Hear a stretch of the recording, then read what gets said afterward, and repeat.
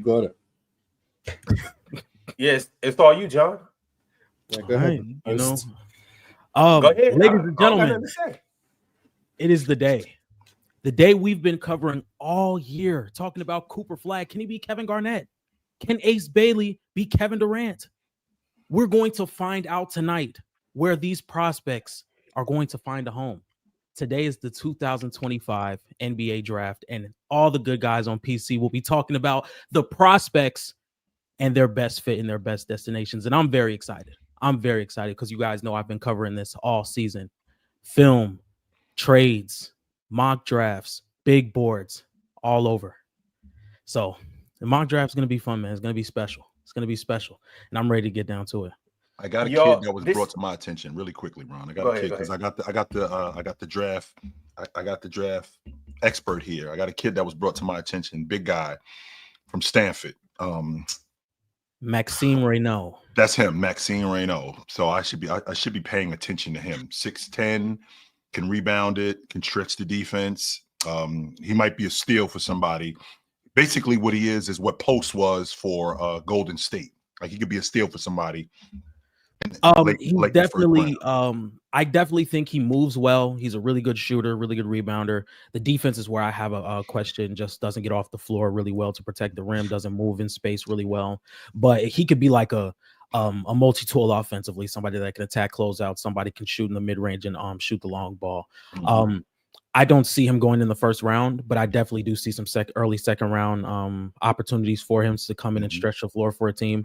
But you got to be patient with him. But I do. What kind of injury history does he have?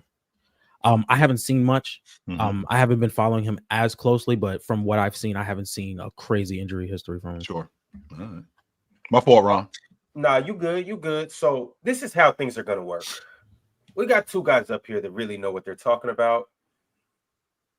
And they are essentially going to mock the draft. We got Penn and we got John. And they are basically going to alternate every pick. Now, I'm going to give them 60 seconds on the clock to make their pick. And during the other 60 seconds, we will discuss exactly what who the prospect is, what their game's like, their comps, and what they may mean to the team that they could potentially be drafted to. Does that sound good, chat? Y'all ready for a good-ass episode? Let's do it. All right, let's get into it. Also, you guys, I know a lot happened yesterday. I know Porzingis now has a new destination and a new GOAT point guard to pass him the ball. I know Jordan Poole and CJ McCollum were swapped yesterday. And I know Kyrie Irving just signed a great extension. So we'll talk about all of that. But for this first hour, we are going to dive into the draft that is tonight. So you guys make sure you set your timers. Make sure you set your alarms. Make sure you are ready tonight for the NBA draft. It's going to be great. Penn, you got anything to say to the people before we get into it? Let's get it. Penn Brook, what up, brother? What's good, Joe? Yes, sir. Oh, and one more thing, chat. In case you don't know, this Friday will be the Chat Awards. Now, I've explained it a lot in detail, so I'm not going to go too far into it. Just know it's not a panel. It's none of us up here without you guys, the lovely chat. But the thing about it, y'all, is we have categories and we need help voting on these categories because I need you guys to cast your vote and let us know who's the biggest yapper on the panel, who had the worst take of the year, who had the guest, or who was the guest of the year, who was the Iron Chatman of the year, panelist of the year, beef of the year, chat MVP, rookie of the year, biggest crash out, most obnoxious, and the goofy of the year. So if you're tapping in early, here's what I need you to do. I need you to send your pick or your vote for every one of these categories. And you could do it here live in the video, or you can wait till after the video, which will actually be better, and let us know who you got for everybody. Later on in the episode, probably the third hour, we'll go back through here, and I would love to interact with you guys again. But I just want to put this on you guys' mind. We need everybody to cast their vote, especially if you're somebody that watches the panel every day.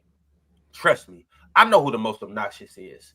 Trust me, I know who's the worst take is. Trust me, I know who's the goofy of the year. But I would like to hear from you guys. All right, let's go ahead and get into it. We got 60 seconds on the clock. Mars, you are up. What, the first pick or the 60th pick? No, the first pick.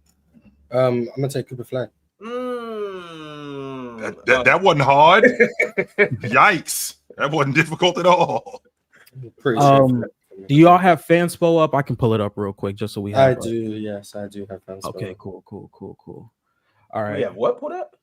Fanspo is where you can do a mock The draft. site it does the mock drafts. I sent it to you, and I thought I could prepare you for the show. But you obviously didn't take my advice. So Clearly he didn't, Mars. yeah. Clearly. He even asked for it as well. I was like, "We're gonna do it on Fans." He's like, "No, send me the link." I sent him the link. He still ain't use it. So Which is even worse. Hey, yeah, No, you can make it easy for him. He's still. yeah, I'm like, let's give the people a graphic so they can keep track of what we're doing. I actually sent him a graphic of my first 5 picks, but you know. Ox, this is your man, by the way. Ron, Like, we've all tried to help Ron, This is basically. your Ron, man. speaking of helping you, did you rig this so I that I don't do know, get number yo. 9?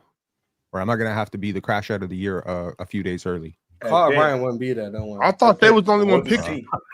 They are. I was just Yeah, but I got given number 1. That was, anyone could have made that pick. Hmm. Other than maybe Nico Harrison, maybe. Yeah, we don't know what he gonna do. Trade that pick tonight. This is a really interesting trivia question. When's the last time? I mean, assuming that this draft board breaks out the way that we think it's gonna. When's the last time 5 18-year-olds went lottery? 5 18-year-olds went lottery. Who are the 5 18-year-olds in this one? Jeremiah Fears. Coop, Jeremiah Fears, Noah Senge, Kaman Malawach, Yep. and Ace Bailey. That's 5 So, 18-year-olds. In if I'm not mistaken, in have to be 2001, high school Tyson Chandler was champions. 18 years old. Eddie Yep. Curry was 18 years old. Pau Gasol was 18 years Nope, old. Powell was 19 He was 19. I'll take that back. or 20. So it was 4 then. That's what I'm thinking. Kwame Brown was not 18. He was 17 at the point. He At was that 19. point? Oh, he was 19. Okay. I thought he was 18. I'll save you some time. I went back all the way to 95. I couldn't find a single draft where 5 18-year-olds went lottery. Wow. The furthest I got was 4, which was in 2005, when Andrew Bynum was 17, and they had a lot of young guys on the board. So it is a pretty insane thing that the youngest player in this draft is Cooper Flag, and he's the best player in this draft right now. He's not gonna be the best player in the draft. He is the best player in this draft right now. That's a big win for the Dallas Mavericks. If they take him. If they take him, by the way. Yeah. That they will take him. All right, y'all. And Martin, this site kind of fly. Hold on, right? Okay. It's all right. All right, well, y'all, this is my first time using this, so you may have to talk me through, or It's pretty steer me in intuitive. the right direction. Yeah, But just here we press go. continue. There you go. Hey, Andrew Bynum really. Discontinue right here. Hey, Yes. Oh, all right. Andrew thank you. Bynum had some good years. Andrew Bynum. He did, Ox. Yes, he Man. did. Yes, he Andrew did. Bynum, he was on his way, chill. Yes, he was. If those knees wasn't a problem, don't forget he made the All-Star team. They was winning the NBA championship with him. Yeah, man. Had he not broken down, he was on his way to doing something special. Yeah. Where can we see the actual board? They show it at the end. Oh wait, no, Gotcha. scroll all the way down. Scroll all the way down. Scroll all the way down. Yeah. Ah, There here you we go. go. All right, okay. I like it. Fanspo. This is a cool little site. All right, well, 2 We're years. not Number- sponsored, by the way. Just point out, we're not sponsored. number It's free. 2, it's on you, Ox. Do the right thing.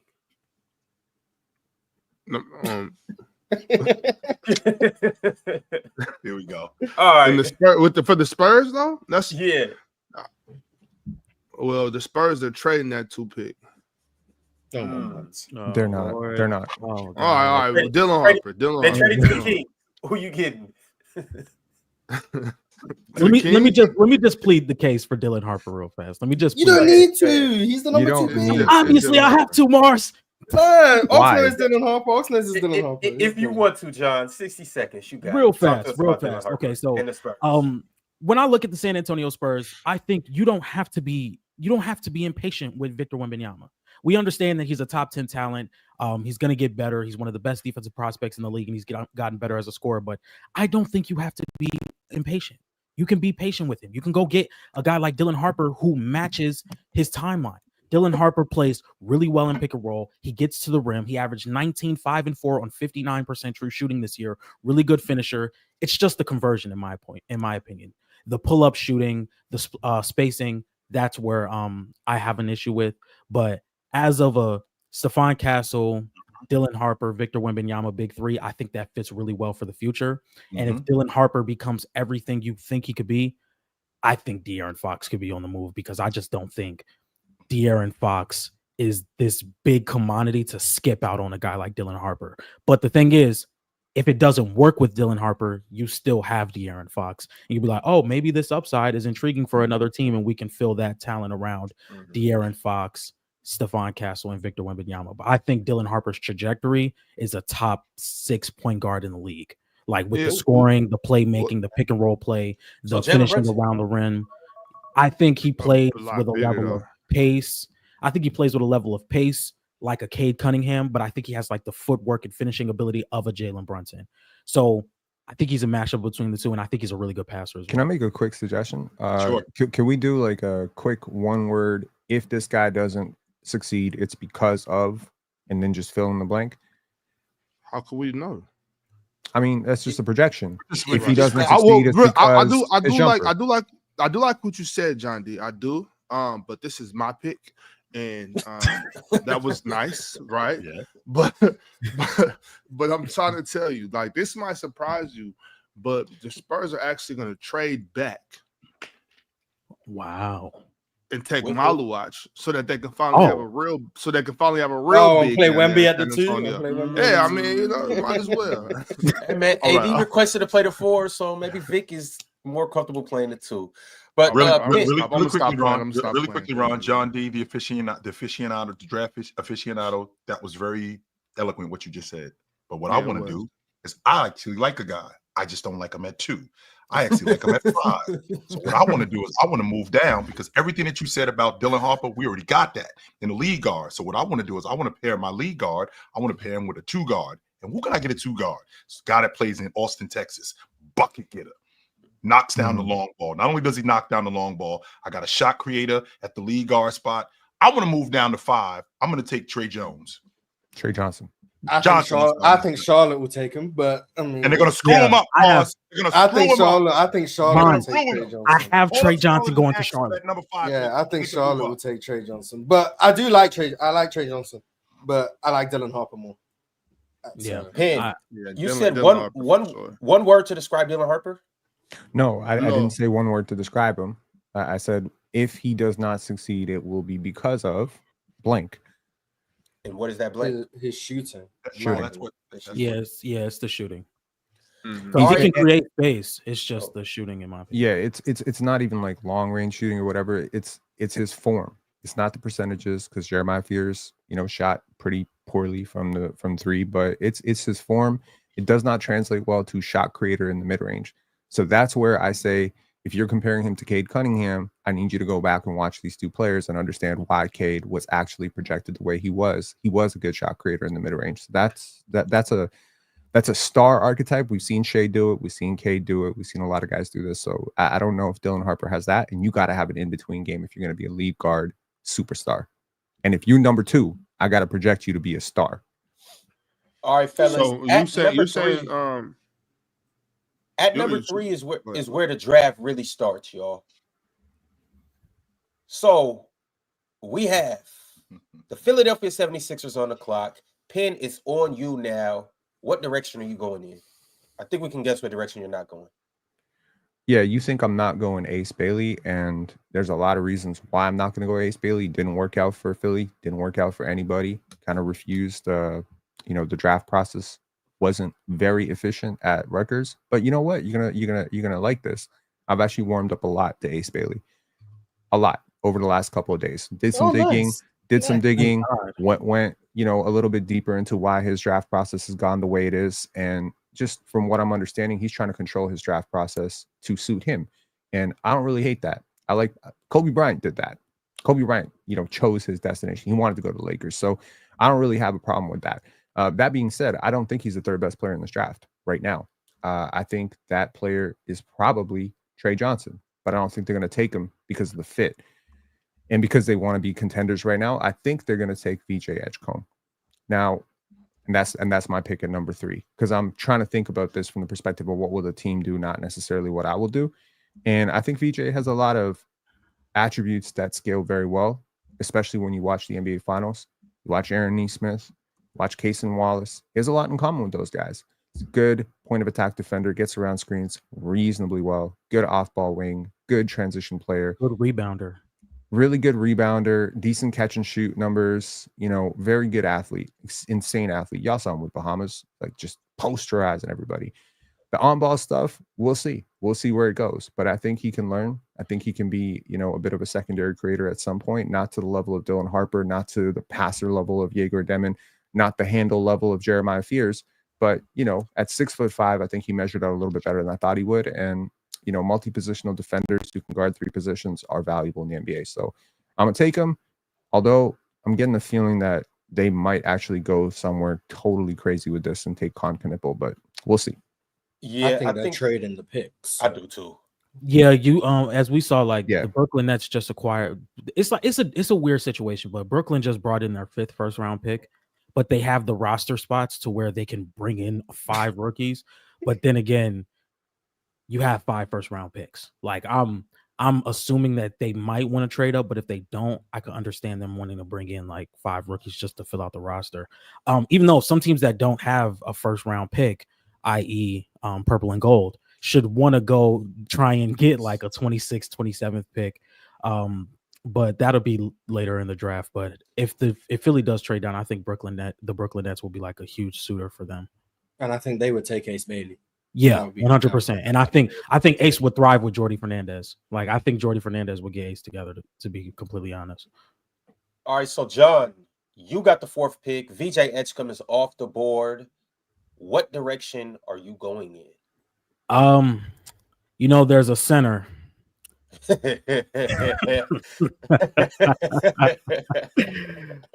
Mark Williams he's a very talented player. He just can't stay on the floor. Stay on the floor. And there are teams that desperately need centers. Charlotte can take a couple calls on him. So I will have Charlotte taking Kaman Malawach, 7'1", 250-pound center out of Duke. Very good pick and roll defender, very good rim protector. He moves on the perimeter extremely well. You just don't see a lot of centers at 7'1" move like that. You don't see it. He's very athletic. He recovers very well. He has the length to stay in front of guys. I'm not asking him to come into the NBA and guard on the perimeter day one, but I think he'll have some type of chops there if he gets put in that situation. Also has a very good jump shot for him. What are you asking, John? What are you asking? I'm asking him to rebound, protect the rim, be a pick and roll defender. I'm not saying, we're going to switch everything and now you're going to be in space guarding Kevin Durant. All right. Like, I'm just going to ask him to be a pick and roll defender, somebody that can switch if needed, protect the rim, rebound, run in transition. I think he fits all of that criteria. And I think he has a decent jump shot. I mean, he was a really good mid-range shooter, not on high volume, but he just has a really good form. Sure. And I really appreciate that. So haven't you been pushing Malawach to the Wizards for like a month? Yeah, but I see I'm not going to be talking about him with the 6th pick, so I got to take him here. And it makes sense in my opinion. You just said 5 minutes ago you got Trey Johnson going to Charlotte. And then but you know, new information. we talk about it all the time on here. New information. John D took this chance to push his Kaman. Yeah, you was like, I might not get a chance to talk about him, so let me just send him to Charlotte. I mean, look, I'm assuming we're not going to spend as much time talking about pick 25 as we're going to take, in the top 5. So I'll push back a little bit. Look, I've been very, very high on Kaman. I had his trainer on last year on our podcast. He talked a lot about his journey and how he's come through NBA Africa Academy, how he's found in a refugee camp and they discovered him. And, he's this bright-eyed kid who just has this great appetite for learning. He just he's a sponge. He's just like, okay, this drill, how do I do it? Boom. And his teammates love him. I'd push back a little bit on the switch big stuff. He might get burned in space. He has maybe decent mobility for a guy who's 7'2" with a 7'7" wingspan. But it's not Evan Mobley. It's not. 7'7". God. I mean, I wasn't 7'6.5".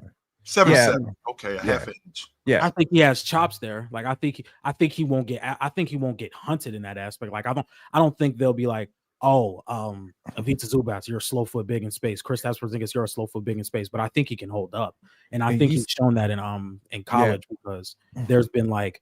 Duke will happily have Kaman out there if Flag is the low man, and they'll do the same thing with Flag. If Flag is up top and Malawach is the low man, they're like, okay, you're fine. I'm not saying he's going to be like, he's the low man. Oh no, I'm not.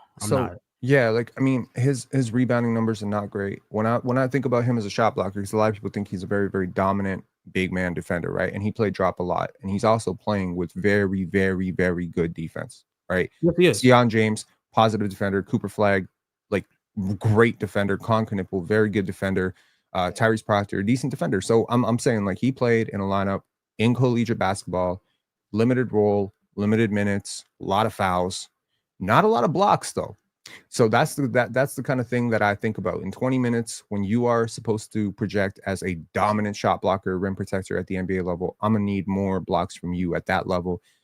It could be team fit, it could be role, whatever. I think his upside right now for a lot of people is like, oh, it's all defense, it's all defense. I actually think his upside offensively might be a lot higher than people realize.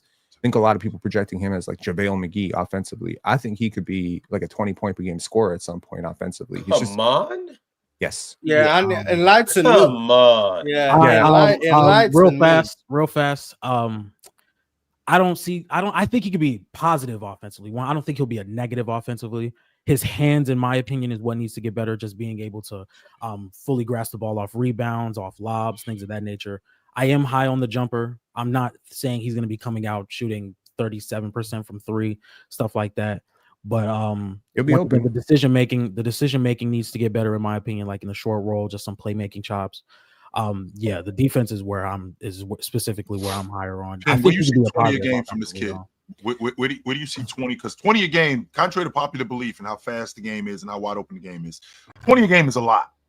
Yeah, with the pace of the pace of the game, honestly, 20 per game is like 15 per game from like 15 years ago, right? Like so many guys can average 20. I'm saying if he ends up in a bad situation, they decide to build around him, give him the ball on the block, run some roll man actions for him. He's pretty decent off the ball. He's got a huge catch radius. He's got some of the biggest hands in this draft. He is going to be able to catch the ball. He is really young for basketball. He's 18 years old and he started picking up the game at 14. Didn't know how to dribble. I saw him and his trainer sent me some tape of him when he was 15. Oh my God, bro looked like Chet Holmgren. Like he was skinny as hell. So he's put on a lot of weight. I don't know if his body's even adjusted to the weight. So shit, we don't know what this guy's going to do offensively, but he has decent footwork, really good aptitude for it, good jumper. He has like a really good touch. And I project touch as a very positive thing for young big men. Like he doesn't miss bunnies at the rim. He's very efficient around there, dunks everything, right? So, not a lot of teams have a guy who can match up with this dude, right? 7'2", 7'7" wingspan. There just aren't a lot of teams that are going to be able to put someone on him. We just saw this in the draft. There's like 6'8" centers in the NBA. So yeah, maybe 20 per game in a peak. Maybe he averages 15, 16 a game. I just don't necessarily see like Rudy Gobert defender. You know what I mean? I don't see Evan Mobley defender. I just think he's going to be a good defender who's going to provide you a lot of value as a pick and pop big, but a guy who can also roll. Very valuable if he stays healthy. Wait. Y'all saying he could potentially average 20? Well, Penn's saying that. I don't see it. We're talking about Kamal Malawatch right now? Best case scenario for me offensively, I'm seeing Clint Capella. So Clint Capella who can shoot fadeaways over Joel Embiid and you guys are higher on the shooting upside than I am. Like that's Fool ain't shooting no fadeaways over Joel Embiid. Like he did. If in the league, if they have him shooting, I think he's a long way away from shooting in the league. But he was shooting in Africa, right? Like he was shooting like consistently. So again, when we watch a kid in college basketball, you have to divorce the kid from the context. If your coach says you can't shoot, I don't want you shooting threes ever. It doesn't matter that you're working on shots in practice every single day and you're hitting like a good bulk of them. You can't shoot those. So I feel like his game at the NBA level, if he ends up on a bad team, not if he ends up in Philly, but if he ends up on a bad team like Charlotte, a team that's going to allow him to explore his game, y'all be very surprised at how well this guy can shoot. All right, I guess I'm not projecting the freedom, but okay, go ahead. Number 5. At number 5, Hennis on you. What's Utah Jazz? Oh. Yeah, the Utah Jazz select. I think they select Trey Johnson here, and this guy's a straight bucket, right? Just an absolute dead-eye catch and shoot guy. Movement, no problem. Handle, no problem. Deep range, no problem. If there's a player in the top 10 that's like, oh, damn, I didn't know this guy could be that good, it's probably Trey Johnson. I think he's going to surprise a lot of people. He averaged 19.9 points per game on a Texas team that just wasn't very good. They were not very good, and he was. Don't shortchange that pen. That 20 a game that he averaged, that's good enough for numero uno in the SEC. Just so y'all know. And you know what he shot, and you know what he shot from three? I think like 35%, 40%. 39.7%. So this 40%. dude is a dead eye, and he's been a dead eye. This is in his DNA. He is just a great shooter. He had a good wingspan, 6'10", 6'5", 6'6" in shoes. I don't really see how people delineate between him and Ace Bailey. I feel like people just get so hype on Ace Bailey because I think Trey does everything better than Ace except for defense, and it's not close. He's a great passer too. Like, he's a really good passer. I feel like people really miss that about him, and they start projecting Cam Thomas. This is not Cam Thomas, bro. This is not Cam Thomas. This is a guy who, yeah. So, and to keep consistent, does he just do more than Cam Thomas? He's a better passer for sure. He's a better passer, and he's not a piling on defense. He doesn't get to the rim, and I feel like people really are going to hone in on that. I feel like with increased spacing, it's usually lengthy wings who tend to find more angles to the rim because the court is a little bit bigger, spaced out. He might be able to attack closeouts a little bit better. His shooting is going to unlock the 2-dribble pull-up. He's got that. He's got the pull-up game. He's got the movement shooting. He's so portable. So I really like Trey Johnson. I could certainly see why he would fail. Certainly, projecting his rim percentages is historical shit. Like, he's historically bad at finishing inside. So that's got to work on some stuff. He's got to get stronger for sure. He's 190 pounds. He's going to live in the weight room for the first 2-3 years. But if this guy puts it together, that shooting, that passing, that length, and that athleticism is a very, very safe bet for a 12, 15-year career. Yeah, I think you could say he's the best scorer in the draft, and it's the conversion. I've seen him work out of the post. The off-ball stuff is amazing. The passing, even though you're going to look at his stats and it's going to say like 2-3 assists a game, but I think he reads the floor pretty well for his age and his situation. And he's also been having to take shots in bulk, especially for Texas this year. So I think in a better role, just playing more off ball, having more opportunities to catch and shoot, attack closeouts, he should be able to get to the rim a lot better. And he's a sniper. So I like the Trey Johnson pick. All right, fellas. Well, we got Trey Johnson at 5. This is the top 5 picks in case you have missed it. At number 1, obviously Cooper Flag. At 2, Dylan Harper was selected to the Spurs. At 3, VJ Edgecombe went to the Sixers. At 4, a future 20-point per game guy who can also roll and is a fadeaway Clint Capella type of comp. At 4, we got Kamal Malawach, and at 5, we have Trey Johnson. We are on the clock at 6, and it's back on you, John, with the Washington Wizards. If I was gonna get we're gonna take. You ruined the whole draft because you wanted to go push Kamal Malawach for the wrong team. We're gonna take Ace Bailey here. Okay. This is where he wants to be. Yeah, I think here at Brooklyn. I think Ace Bailey, I think he has a really high ceiling. I think he plays in transition well. I think he's a solid, tough shot maker. I think he has chops as a defender. But we all know what people talk about when it comes to Ace Bailey. It's the handle, it's the separation, it's the half court offense, which is obviously something that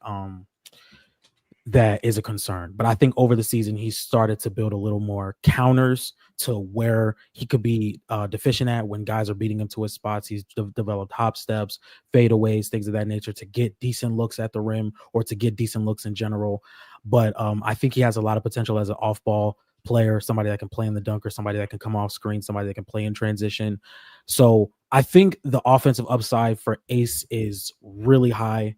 But then the floor could be really low. Like there's another guy in the draft we're going to talk about where the ceiling is really high, but then like the floor is also very low if it goes all the way down to the floor. So I think this is like a swing pick. If Ace could be really good in what we think he can be, this could be an all-star. But if it doesn't, this could be like an inefficient wing who is an okay defender. I think Ace could be really good though. Sounds like a bust. There's that potential. That's what it sounded like to me. That potential. There's a lot of people who agree with you, Cho. Look, I spoke with somebody who's pretty close to his situation, and they said that simply put, he prefers being on the East Coast, and he just maybe doesn't see the greatest fit with the guys who are the teams that won the draft at the top, right? I mean, these are not the teams that were supposed to be top 4. These are teams that jumped up. San Antonio wasn't supposed to be there, right? So If you're Ace Bailey, you're probably looking at that next contract, DeAndre Ayton style. Your goal of the NBA is not to get that first one, is to get that second one. And if you end up on a contender and they start asking you to do a whole bunch of shit that you're not comfortable doing, like cutting off the ball, defending, being a 3-and-D wing, catch and shoot, it might screw your entire game up. So his agency, close family friend, Sharif Cooper's dad, right? That's his agent. And they're thinking of his draft position, and they're like, we need to put you in a position where you're going to be able to explore your game. And I totally agree with that. I think it's very important for young players to get reps, but meaningful reps in a winning situation. Brooklyn and Washington are the best places for Ace to be, for sure. It's not great for him to be in Philly. It's not great for him to be in Charlotte. They're pushing him to the right direction. And some people are very mad at him because today he was asked, like, why didn't you work out with Philly? And he's just like, I can control what I got to control. And he had very Marshawn Lynch energy about it. And a lot of people are really hating on the kid. But, personally, I empathize. He's a really hard worker. Everything you hear about him is like, bro, lives in the gym, wants to just be great, sees himself as an all-star. And fuck, who the hell am I to say he's not going to be one? You know what I mean? Like, I'm not with him in the gym, so I'm not hating on the kid. Like, and I'm also it's hard to tell as far as that goes. Like talking about all-star, it's hard to tell at this age too. I do feel like Ace is getting a lot of unwarranted. I don't know if I want to say hate, but he's getting a lot of unwarranted bad press. I think like I wouldn't if I'm him. There's some teams I wouldn't want to go to either. You know what I'm saying? Mm-hmm. And if you can control that, I think you should. And a lot of times people feel like, who do you think you are to want to control your destiny?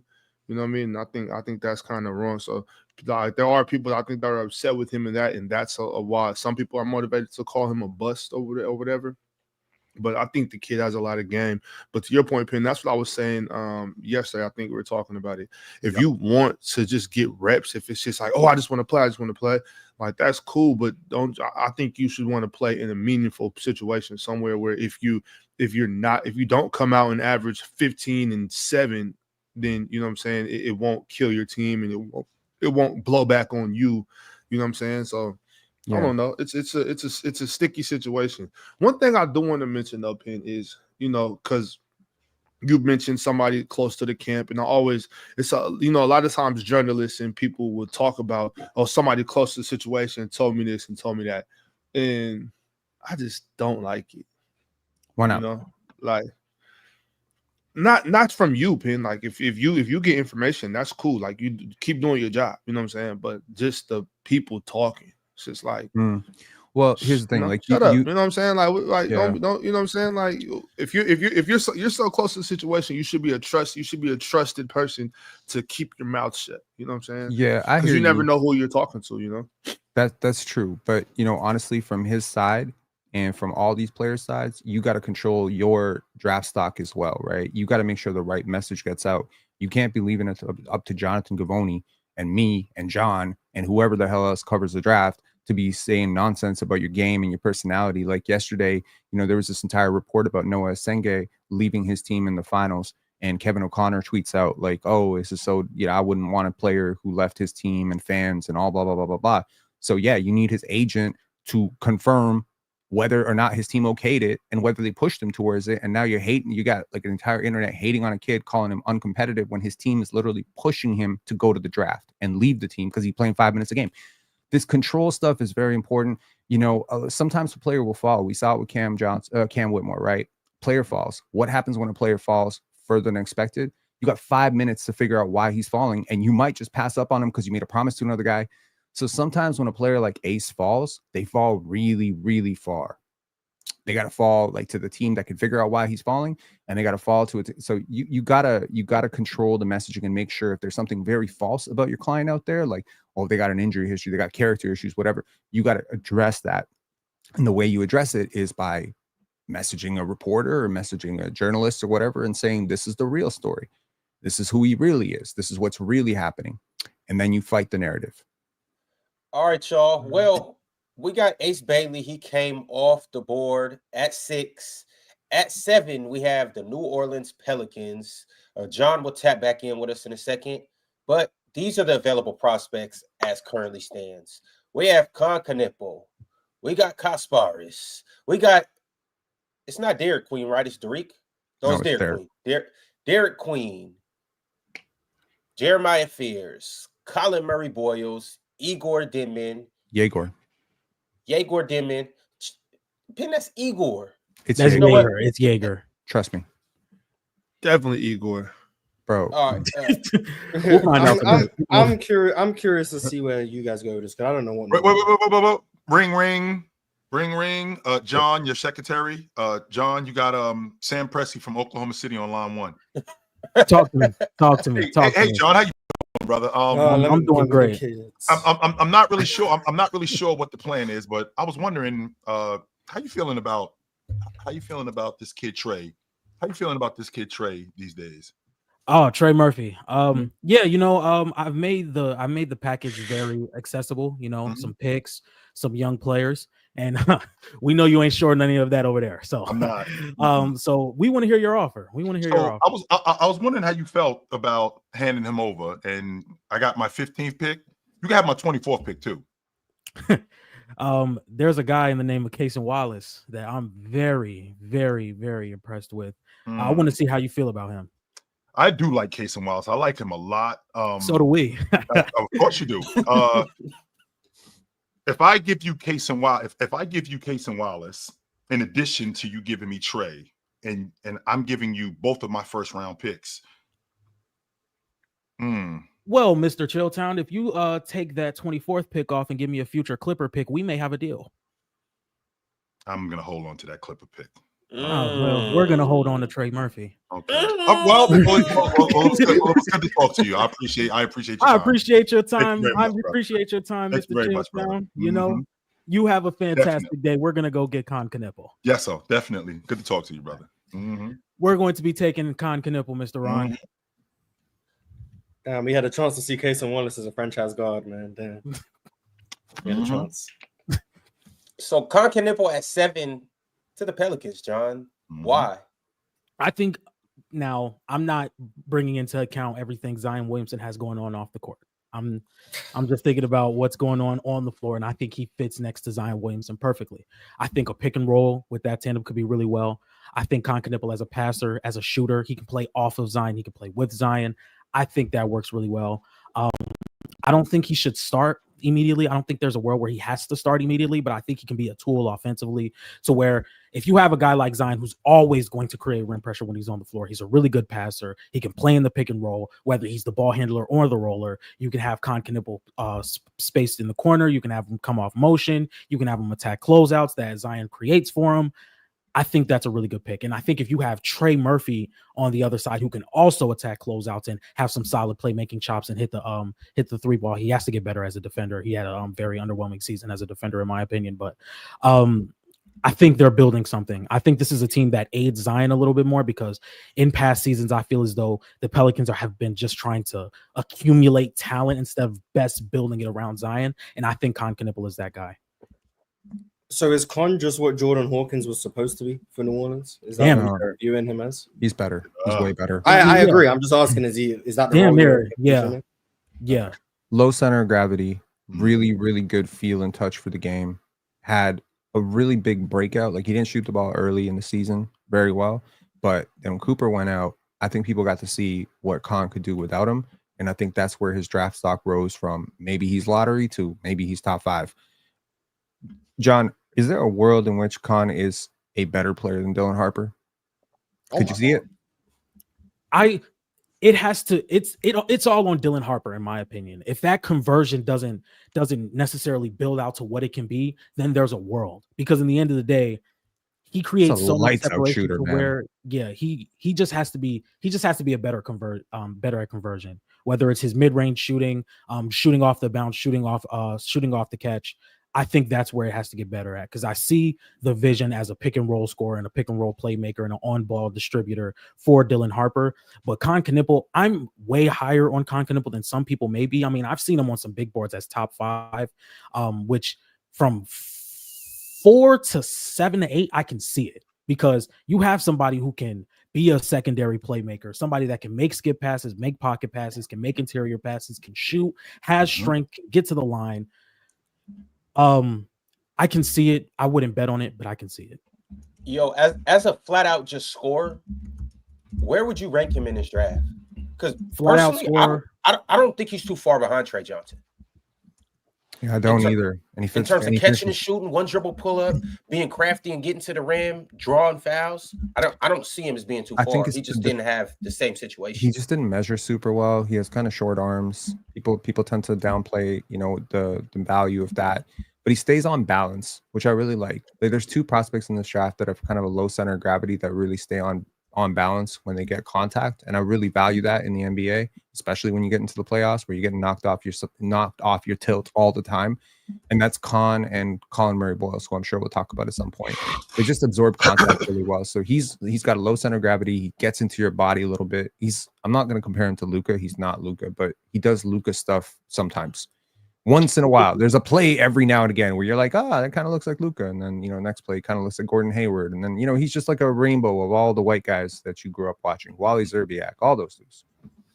A very long color rainbow. But ultimately, I think the Klay Thompson comparison is very valid with him. I really do. I seen an Austin Reeves comparison yesterday. Austin Reeves, yeah, Devin Booker. There's a lot. There's a lot of yeah. All right, well, it's back on you, John. Brooklyn Nets, 8th pick. Who you rocking with? There's a multitude of different ways they can go. I'm going to go Jeremiah Fears. I think with this pace that the Brooklyn Nets can play with Claxton and Jeremiah Fears, that could be something decent offensively. I think Fears has a very good first step. I think he's a really good ball handler. I think he has shooting upside. But for an Oklahoma Sooners team, he was taking a lot of shots to where some of these shots just weren't the best shots. But he's like, Fears is probably going to be the one to take him. He does have a pretty slight frame. So that's why I prefer Khan a little bit more as a scorer. Just because he has that first step, but if he's going against somebody that matches his athleticism and maybe a little stronger, he could get bumped off his shots, and now he's a little bit more inefficient because he's dealing with a lot of shots where he's off balance. He can be tough around the rim, things of that nature. But I think in the open floor, he can be really good. I think off ball, he has some potential. I think he's shown a lot of chops as a mid-range shooter, things of that nature. So I'm taking Fears here. Relentless attacker of the rim, best handle in the draft. And I'm not saying it's close. It's not close. This dude has the ball on a string. I'm saying, like, he walks into the NBA, he's like a top 20 ball handler within a year or two. Like, this is a very scary thing. He doesn't have the greatest vertical pop, but he's a great first step too. I actually shudder to think he might have the best first step in the draft as well. You combine great first step, great ball handling, and you combine a relentless ability to attack. He's not afraid of anything. He was 18. He was legitimately 18, not on the greatest team. And every time I watched him, I saw an all-star. I think he has a real chance to be great. I also think he has a real chance to flame out because he's going to need the ball in his hands. He's not a great defender. He's not very big. Doesn't have a huge wingspan. A lot of these undersized guards who succeed, they have tendency to have like really huge wingspans or great vertical pop. It's not John Morant as an athlete, but again, like, athleticism is multi-plane, and he is exceeding on a lot of those planes. All right. The next pick that we have is the 9th pick. Uh-oh.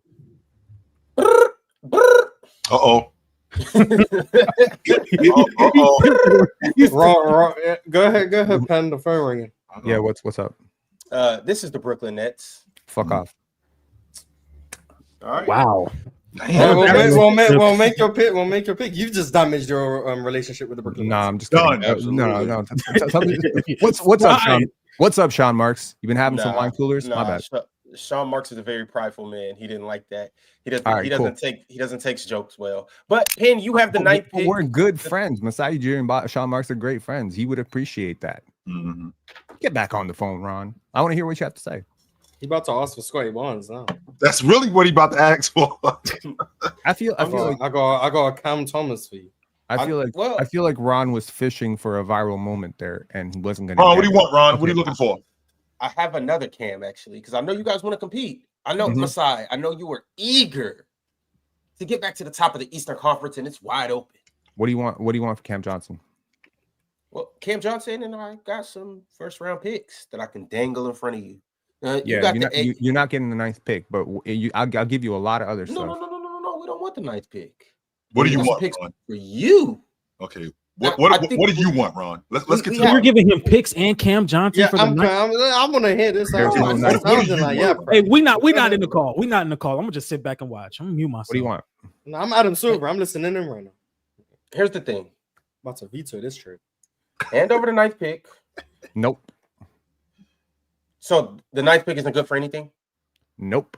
No, You can have yours, future picks. If you want to give me Cam Johnson, you want RJ Barrett, you need a bucket getter. I can give you RJ Barrett and stuff. I don't need your 22nd pick, but you're not getting the 9th pick because I know exactly what I'm doing with this pick, and I've known for months what I was going to do with this pick. Carter Bryant. Okay. All right. Well, if you were locked into this pick, I guess it's not too much I could really do. Is Scotty Barnes available? See you at the cookout, bro. All right. Okay. So with the 9th pick, That's a no. I'm taking Carter Bryant. Now, guess where Carter Bryant was at 7:00 this morning? Working out. In the gym. Honestly, man, I'll tell you a funny story about Carter because I mean, obviously, 6.5 points per game is not moving anybody, but you know, he came to Arizona without the promise of a starting spot, but he was one of the top 3 players. I think everybody was confused as to why he wasn't playing. I think they were trying to hide him. I think they had an idea that he was going to come back and be one of the best players in the country next year when they could really compete for a national championship. But I think a lot of NBA teams kind of saw through it, looked at his tape and said, shit, this guy's a top 15 pick right now. I love him. I think he's a super hard worker, really humble, great defender, great athlete, great shooter. There's so much to like. A lot of people question his ability to create because there's none of that in his tape at Arizona. But guess what?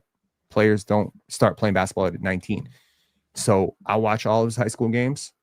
He has great, 2 dribble pull up, 3 dribble pull up. Sometimes he gets trapped. He doesn't know what he's doing with the basketball. He will work on it. This is a guy who harassed his coaches to get in the gym. He would call his assistant coaches at 7 a.m. Then he'd call them again at 10 a.m. Then he'd call them at 7 p.m. This is a guy who at a pro-am game was on he ended up on the same team as Kyrie Irving. And he said, I don't want to be on the same team as Kyrie Irving. Everyone looking at him funny. Like, why don't you want to be on the same team as Kyrie Irving? He's like, I want to guard Kyrie Irving. This is a special, special person. And if you watch the NBA playoffs, you know that this is a valuable player type. He can guard 1 through 4 very easily. He is going to be a scorer. He's going to be a shooter. And worst case scenario, you got Otto Porter with, some passing chops at some point. So I think he's going to be great. Oh boy. The pick is not in just yet. It's not in just yet. You calling me again? Yeah. Okay, what's up? Who are you? Who this? New phone. Who this? I reside in Phoenix. Lord. Sorry, I meant to get to you earlier this week. It's just been a lot going on over here. We've been trying to offload some things. You need some pro tips on how to run an organization. Catch up with me next week. I'll send you over my schedule and we could put together. Because I don't know. Devoting $180 million of payroll to a whole bunch of wings probably ain't it. What do you want? Oh, do you like wings? Do you not want to have a relationship with any GM? Hey, what type of wings you like, man? Barbecue, buffalo, lemon pepper. I got any wing that you could possibly like and want. Okay, cool. What do you want? Well, you see, first off, I have a pick this next, and you might want that. Sure, absolutely. But I also have a guy that I would like to attach to that pick that you might want. Does Young he? dude, he's only 23. Oh my God! Upside is through the roof. There ain't no way in hell. Okay, go ahead. What do you want for it? And you're not getting number 9. Him and Ron used to play together in high school. Hold on. Let me save you some time. You're not getting Jacoby Walter. You're not getting Scotty Barnes. You're not getting Carter Bryant. What do you want on my roster? Those are the untouchables. You want future John Moba. Nice. You have a guy named Emmanuel Quickly. Okay. Another guard. Point guard, though. Point guard. Okay. Hey, Point guard. Yes, we do have a man. John, keep in mind who I am. We love guards over here. So you have a guy named Emmanuel Quickly. And you don't have a point guard. I got you. What do you want? Yes. And then we also have a 10th pick for you, Jalen Green. You bring us Emmanuel Quickly, and maybe we'll put Bradley Beal in there, and then you put Scotty Barnes in there. Okay. Bradley Beal, the number 10, Jalen Green. Ron just, Scotty decided, Barnes in the Ron middle? just decided to prank Okay. call the Raptors. So, Mr. Ron, just want to teach you something about the CBA. You can't aggregate salaries. You're a second apron team. So you can't combine all these players that you're trying to combine. You can, however, combine the number 10 pick and Jalen Green. Yes, you can. And I'm excited to let you know that Emmanuel Quickley is totally available for you. And I'll give you Ochai Agbaji as a sweetener because he was a 42% three-point shooter last year. You can give me the number 10 pick, and I'll give you my top 12 protected 2027 pick as a compensation for the number 10 pick. You good? Would you mind swapping the 9 and the 10? No. You're not getting He already Bryant. told you, Ron, that he's not giving you the 9th pick. Stop asking for the 9th pick, Ron. You're No, I not don't getting think the Suns are taking Carl Bryant regardless. They could just make the promise. Hey, we're not going to trade Carl Bryant. Yeah, to be completely honest. Yeah, I mean, then if you you're just not trade down to taking 10. Carter Bryant and you know he's taking Carter Bryant at 9 and you have the 10th pick, just hang up the phone. This is the same thing that the Wizards and Pacers did last year with Bilal and Jarvis Walker, and it made no sense to me. But they ended up trading the picks. And swapping Yeah. them. Look, I understand from your perspective, if you want to be competitive, I'm going to be honest, Emmanuel Quickley helps a lot. You don't have that player type. He's a better defender than Jalen Green. He's not a better talent than Jalen Green, but he's probably a better player right now than Jalen Green. So overall, I understand it from your perspective. I do. And I'm happy to compensate you some future. I'll give you my 39 as well. I'll give you, yeah. And you know what? Scotty Barnes, he's pretty much best friends with Jalen Green. Seems like a pretty cool thing for us. We don't really have a player like that. He's not a good player at all. He doesn't have value around the league. I'm seeing what players like Jalen Green are going for. Just got Kevin Durant. No, he didn't. The number 10 pick was Kevin Durant. Hey, what's Raphael Stone going to pick up the phone? Hey, we just traded Jalen Green for Kevin Durant. You're not going to say he ain't got no value. We He does just not traded have him for value. Kevin Durant. That's So, not chill value. out. And then we're going to hang up. There you go. Go back on your conversation. All right, well, Pete, I don't think we'll be able to make this happen. So now with the number 10 pick, John D, what are you going to do? This Phoenix is Suns. very, very interesting in my opinion, because the Suns are in a position where they need talent, but they also need talent that's going to help them win because they don't have their picks in the future. They have to be competitive. And I look around the board, I see some Noah Essengays, I see some Derek Queens, some Colin Murray Boyles. I'm going to go with the big fella out of Maryland. I think this is a huge swing pick. I think this is a huge swing pick to where if this works, it's going to look really good. But if it doesn't work, it's going to look really bad. But What are you betting? That's how swings go. What are you betting on? I'm betting on this to go really good. You know, I'm betting on this to go really good. I think Derek Queen, I think he wins on the perimeter as his first step a lot. I think he has the strength to finish around the rim. He's shown some really good playmaking chops.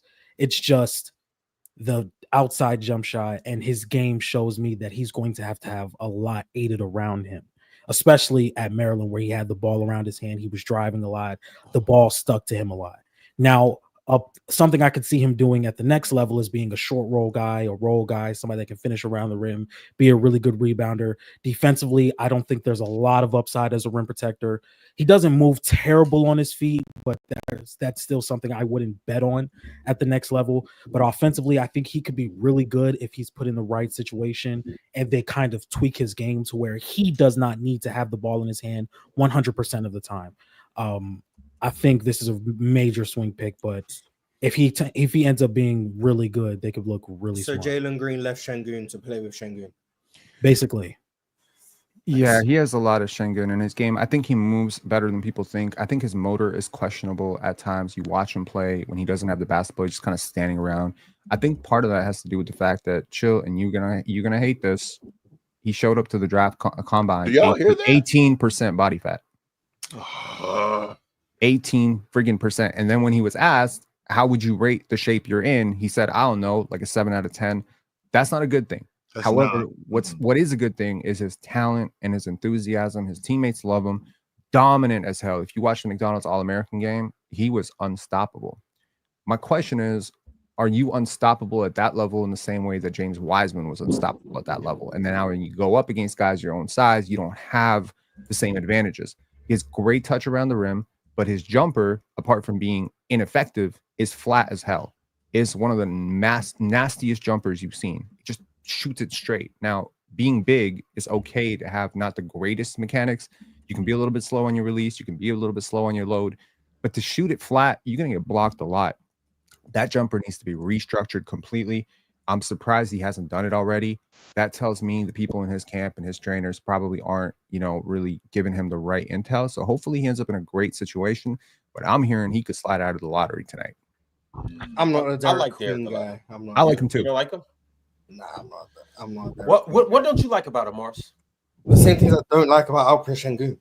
Şengün's he's a good player though. I never said he's not. I think Derek Queen can be a good player. I don't like. If Alperen Şengün was 18% body fat, I promise I'm you, not. he'd be I'm in the not. G League. I personally, I would go with Colin Murray Boyles over Derek Queen. Yes, like comfortably. Way. But I see the upside with Derek Queen. I'm very intrigued with the passing and the field stuff. Very intrigued with him as a driver. The jump shot is not something I'm buying. I'm kind of dependent on that. Not right now, anyway. He's undersized to play the 5 and can't protect the rim, but he's not mobile enough to play the 4. So I don't actually know where he's going to play. That's a concern with me. The motor stuff is a concern with me. It's like I don't know where he fits in the NBA. Like, that's my issue with him. And then stylistically, he is like Şengün to me, which I think is a good player, but a hard player to build around or fit in. Like, so, I'm just saying. I see a little bit of a Nas Reed type of fit as well. Where I could play some 5, I could play some 4 next to the right center. But he's just for me, it's his creativity. You can't. It's hard to put the ball in a guy's hand at 6'10" and him to be able to do the things that he does. And like I'm intrigued with that. Now, once again, like Johnny could be a big swing and a miss, but if you connect, and that ball goes he was one of the oldest freshmen in the country, and I do want to point that out. Like when we compare freshman to freshman, I understand that Cooper was Montverde, he was Montverde, but they are very, very far apart in age. Cooper is 18 and a half right now. Derek Queen's 20 and a half right now.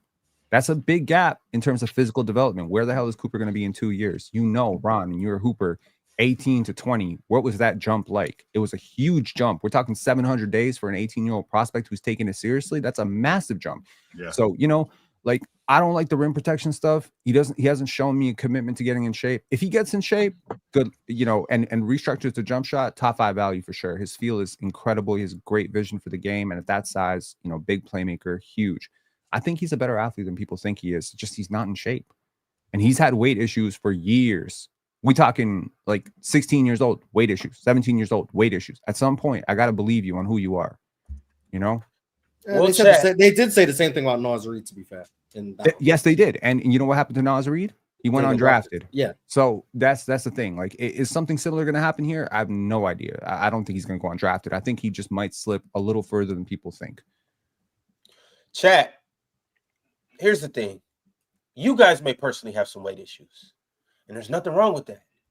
Because I know the perfect place that probably won't allow you to shed any pounds, but it'll allow you to take your mind off of it. So take your mind off whatever problems you got going on in your life, weight issues, relationship issues, any other issues you may have, and jump into PrizePicks because, here you can quite frankly control your destiny.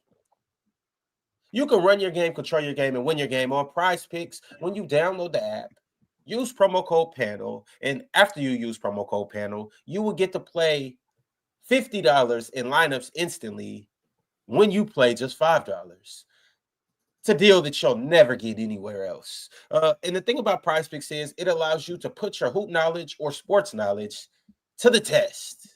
So if you really know what you're talking about, if you hear our takes and you're like, these dudes on the panel don't know what the hell they're talking about, you go put your knowledge to the test and put your money where your mouth is on PrizePicks, where you can win up to 2,000 times what you put into the app. So once again, download the app, use promo code PANEL, get $50 in lineups instantly when you play just $5. Choose the players that you like in the sports that you like, with the player projections that you like, and simply just go more or less and choose 2 or more players. And after that, laugh all the way to the bank. All right, y'all. We'll see you on PrizePicks. In the meantime, in between time, we are back up here. These are our top 10 picks as currently stands. As of right now, at number 1, you guys already know who went number 1. Fairly easy. We got Cooper Flag. At number 2, we have Dylan Harper. Hold on, y'all. Give me a second. At number 3, we have VJ Edgecombe. Valdez Edgecombe. That's a dope name. That's his name, Valdez? Yeah. Yo, this is heat, y'all. We might have lost our draft board. Your man Don't down. worry, I got you. Number 4, come on, Malawach. Number 5, Ace Bailey. Was it Ace Bailey, number 5? No, 5 was no, Trey. Trey Johnson, number 6, Ace Bailey, number 7, Con Knipple, number 8 was Jeremiah Fears, number 9, Carter Bryant, and then did we do number 10? Number 10, Derek Queen. Okay. Yeah, John D messed up the draft because he wanted to take Kamal Malawach at 4. Messed up. Come on. If he would have took Trey Johnson at 4 like he was supposed to, Kamal would have been 6, and then Ace Bailey would have gone to the next. He might have cooked. I mean, shit. I'm hearing they're true. not excited. They're not excited at all about Mark Williams. They tried to trade him once. They're trying to trade him We're again. gonna see tonight, Mars. We're gonna be live. Let come on, have a good summer league. Let him have a good summer. I think he cool. I just think that Trey Johnson is screaming on for the Hornets right now. Like, I just think it just makes sense. All right, this is the top 10. We got Cooper Flag, Dylan Harper, VJ Edgecombe, Kamal Malawach to the Hornets, Trey Johnson to the Jazz, Ace Bailey to the Wizards, Con Knipple to the Pelicans, Jeremiah Fears to the Nets, Carter Bryant to the Raptors, and Derek Queen at number 10 to the Suns. Fellas, here's what we're going to do. So we gotta get moving. So these picks are going to be rapid fire. So let's go ahead and make it happen. Penn, you got 11. Who you got? Who's on the board? Be a W host. I can. Hold on. Let me. I mean, Colin if you want Murray, to, Colin We got Murray, Noah Esingay. No. I'm saying what team is on the board. You gotta say Portland is on the board. Penn. That helps. Okay. Sorry. Okay. For Portland, I am going to take. I'm just gonna do what I would do here. I'm not gonna do what they would do. I'm gonna take Colin Murray Boyles. I know they don't need him. I know they don't need him, but this is what I would do with this pick. He's an undersized 3, 4, 5. A lot of people hone in on the lack of shooting. I get it. I totally get it. But he can play the 4 next to Donovan Clingan, and that is just a scary defense that they're building up there. They are going to be freakish defensively. With Drew Holiday replacing possibly the worst defender in NBA history, Anthony Simons, and then adding Colin Murray Boyles to a team that already has Tomani and Denny, that's crazy. So I'm with you. Yeah, that's my pick for the same reason. Better scorer than people realize.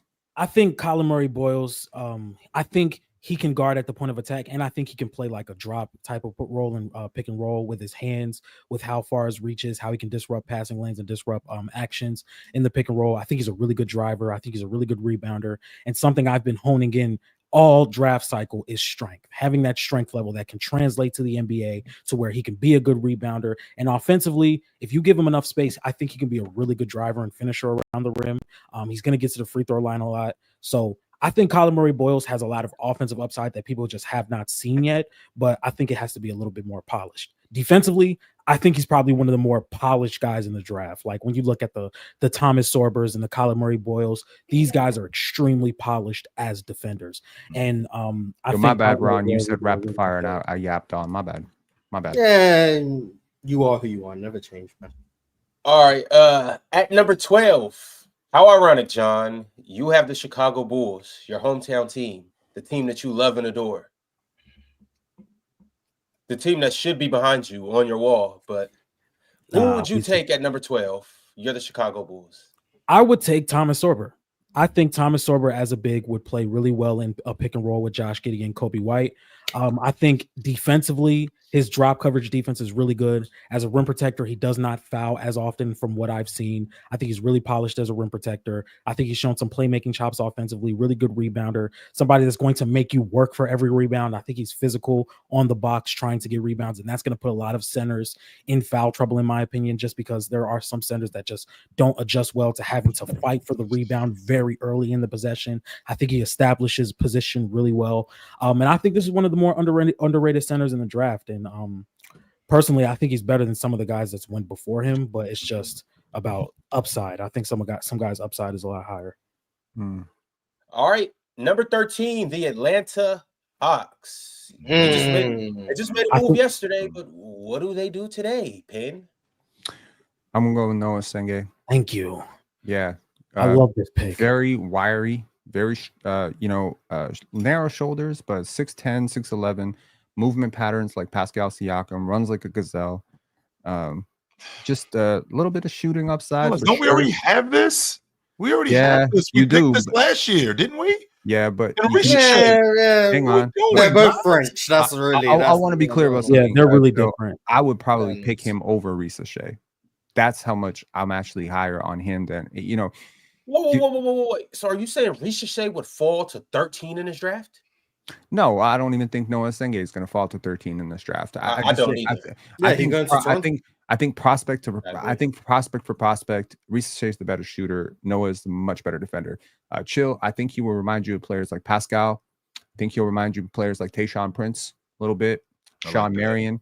He has a lot. He is very, very contact friendly. He's just going at the rim all the time. He is a really good off-ball mover. He's one of those off-ball wings. I like that. Like he plays. Yeah. He's inviting the physicality. Absolutely. And he might weigh less than me. You know what I mean? He's like 190 pounds. Like, Mars, how far away is he in your estimation? He's very far. He's far away. It's a lot of upside with him because he's extremely raw as a prospect. He has a slight frame, but he does pick up 94 feet. I've seen him multiple times. There's a reason his team isn't playing him. And he gets skinny and he gets around screens, which is huge. He can guard some 2 guards, 3 guards, 4 guards. I mean, he can guard 4s, and he has the size. He has the same standing reach as a lot of centers. So this is a very weird prospect. Usually, it's very unicorn-esque. I want to say, he's weird. Yeah, I don't think you've seen a prospect like this guy in a long time. So if that's the case, what exactly? Because I understand you guys a lot of times want to pick the best player available. I definitely can get with that idea. But is this kid the best player available? That's number one. Okay, so he's not the best player available. Not to me. Okay, not to you. Now, best player or best right prospect? now. Right now, he's not on the board. He's not the best basketball player that you could take. No, he's not. And with that being said, with the Atlanta Hawks, I think that they're trying to do something next season, right? And it sounds to me like this guy is a project, somebody that's coming along. Mars, you think he's far away? How about I call up one of these playoff teams and I move down and I see if I can address a need that I have. I don't know. Maybe at the 2-guard spot. Maybe I can address a need at the 2-guard spot. See if I can move down and see if I can get one of these teams. You think you have a need at the 2-guard spot when Dyson Daniels is your starting? No, I'm just throwing out Dice. I'm just throwing out the 2-guard spot. I don't think that they have a need at the 2-guard spot. I think they straight at the 1. I think they straight at the 2. You just saying getting some bench help though, Chill. That's what I'm thinking because once again, I think they could draft that if they wanted to do that. What I'm thinking, Ron, is that the door to the Eastern Conference just flew wide open, right? So we got just as good a shot next season, barring any health issues, as anybody else. Yes, they do. We got a lead guard that's awesome. Yeah, we got an elite perimeter defender. You know how I feel about Jalen Johnson. I do think we need to upgrade at the 5 spot, right? I just upgraded.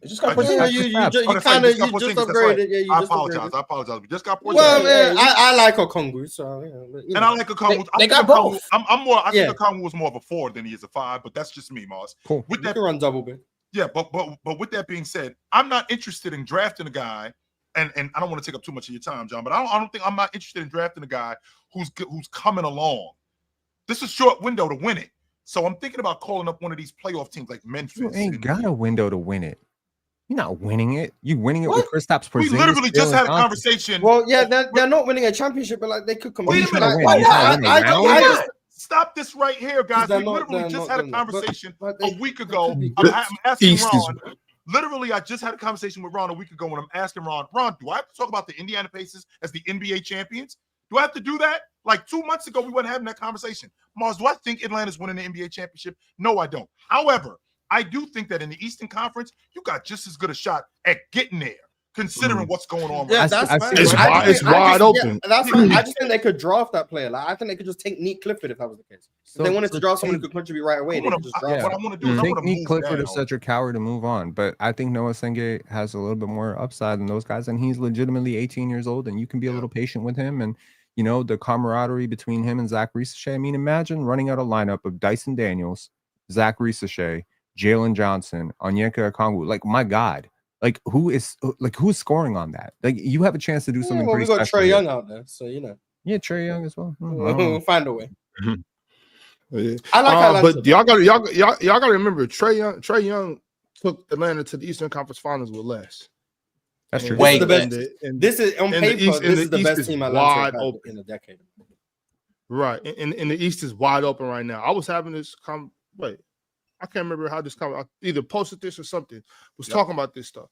Atlanta can for sure make a run next season. I agree. They got just as good a chance. I'm just thinking, Mars, because you and John D, you both are the draft aficionados. I'm just thinking if I move down and address you Mars and address a need that can help my crew right away. Like, why am I taking a kid that's a project that's going to help me in 2 or 3 years? Because apparently, Mars, you don't think he's close right now. Yeah. Even if I just think you can play. I don't want to say 2 timelines, but like short term, I don't think Noah Senge would help them right now. 2 year, $50 million extension. But like, I've seen that. I think that's a good deal. I don't think Noah Senge helps them right now, but I think the team as constructed, like we're going to talk about the trade after we do this segment, I guess. I think the team as constructed is really good, and I don't think they need a rookie to come in and contribute to really change their fortunes, or they don't need to make another trade to like be in that group in the East. So where you could take the risk on Noah, you could take the upside swing on Noah Senge. But if you don't want to do that, then I think there's just draftable players that could do the same thing and contribute right away.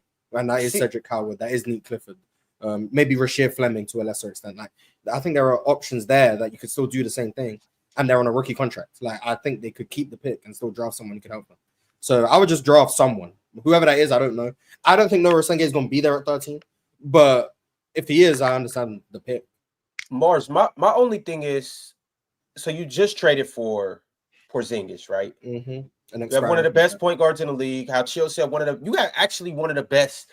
I would say just 3 through 4 or 2 through 4. You have some of the best versatile defenders, even with Jalen Johnson and Zachary Risacher. I want to add to the depth if I'm the Atlanta Hawks. We got Karis LeVert coming off the bench. Cool. Onyeka. You have Onyeka. You still have Larry Nance, I guess. Garrison Matthews. Vic Crochet. Wallace. You know what I'm saying? Like, Vic. Oh, yeah, Vic, my guy. Like, I like Vic, but I'm like, I want to add somebody that almost as DeAndre Hunter like last year. Obviously, probably won't be that good, but with that 13th pick, I want to go explore. We have young prospects. I feel you with the playing the timeline, and I like Noah Senge. He's actually my favorite prospect in the draft outside of Ace. But I'm trying to get somebody to help us today. That's my only thing. So I would explore that 13th pick and seeing who I could really go get. Just dangling it out there. Who you guys got? I'll trade back. What do you guys want to do? I mean, yeah, I guess you could take calls. I wouldn't be eager to trade it, but I would take calls. I'm taking. I actually don't know who I would take if I was Atlanta. It wouldn't be Noah Senge, but I don't know who I would take. Atlanta got the 13th pick. Mm-hmm. So Ron, what you're saying is you'll be dangling your 13? Yeah. Okay. Fact. I'm just trying to see where we was at. Dangling it, let it hang. But number 14, we have the Spurs on the clock, and it's back to you, John D. There's a lot of different avenues San Antonio can go. In my opinion, I've mentioned Nick Clifford, I've mentioned Cedric Howard, I've mentioned Rasheed Fleming. I'm actually gonna go Nick Clifford with this pick. I think the offensive feel for Nick Clifford as a ball handler, shot maker, rebounder, solid defender. I just think they need some offensive feel. And I think Nick Clifford is that guy. He's an older prospect. I think he's 21, 22 years old. He's but I 23 and a half. Shit. He's the Then same I age know- as Jalen Green, like the exact same age. I think they have the same birthday. Wow. This is when Okay. we get into the Yeah, Jalen Green Yeah. has upside. So Yeah, I Clifford mean, has upside. yeah, for sure. I do think he has a level of offensive feel to his game and shot making that the San Antonio Spurs could really use. So I would take him there. The person I would have went with, if like I wouldn't go Nick Clifford, is probably Cedric Howard because of the shooting and the defensive upside as well. But I'm gonna go Nick Clifford here. Nick Clifford can take those champagne minutes. Facts. All right, fellas, we're gonna make one more pick, and then we're just gonna close things off on the lottery, and then we'll circle back around later in the episode, and I'll get some of you guys as sleeper picks, John, Penn, some guys that are still on the board that you guys think would be amazing. But with the 15th pick for the Oklahoma City Thunder, Penn, who are you rocking with? Show me the board. Who's available? Please. Please. All right, 15th pick. This is who is still on the board. We still got some hitters. Yeah. Oh, that's an obvious pick here for me. I mean, Yeah. the guy that I think they'll probably take here is Cedric Howard. The guy that I would probably take in this case, move up,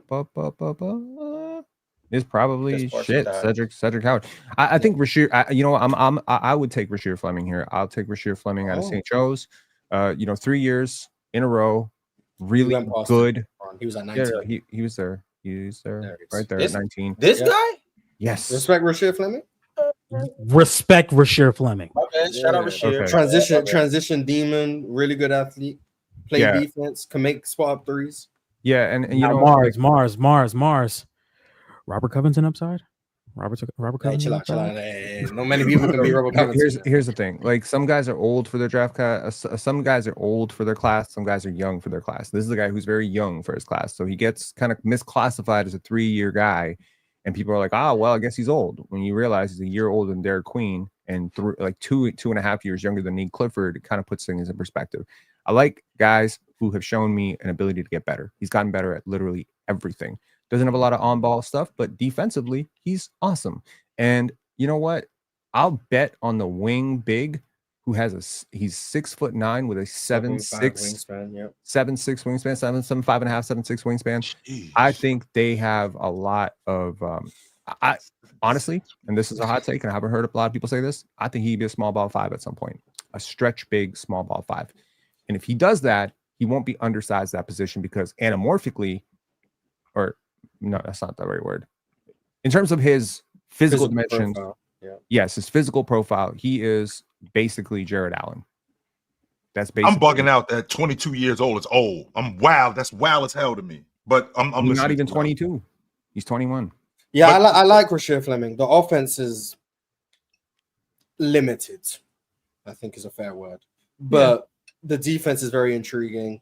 Makes a lot of plays, gets a lot of steals, gets a lot of blocks.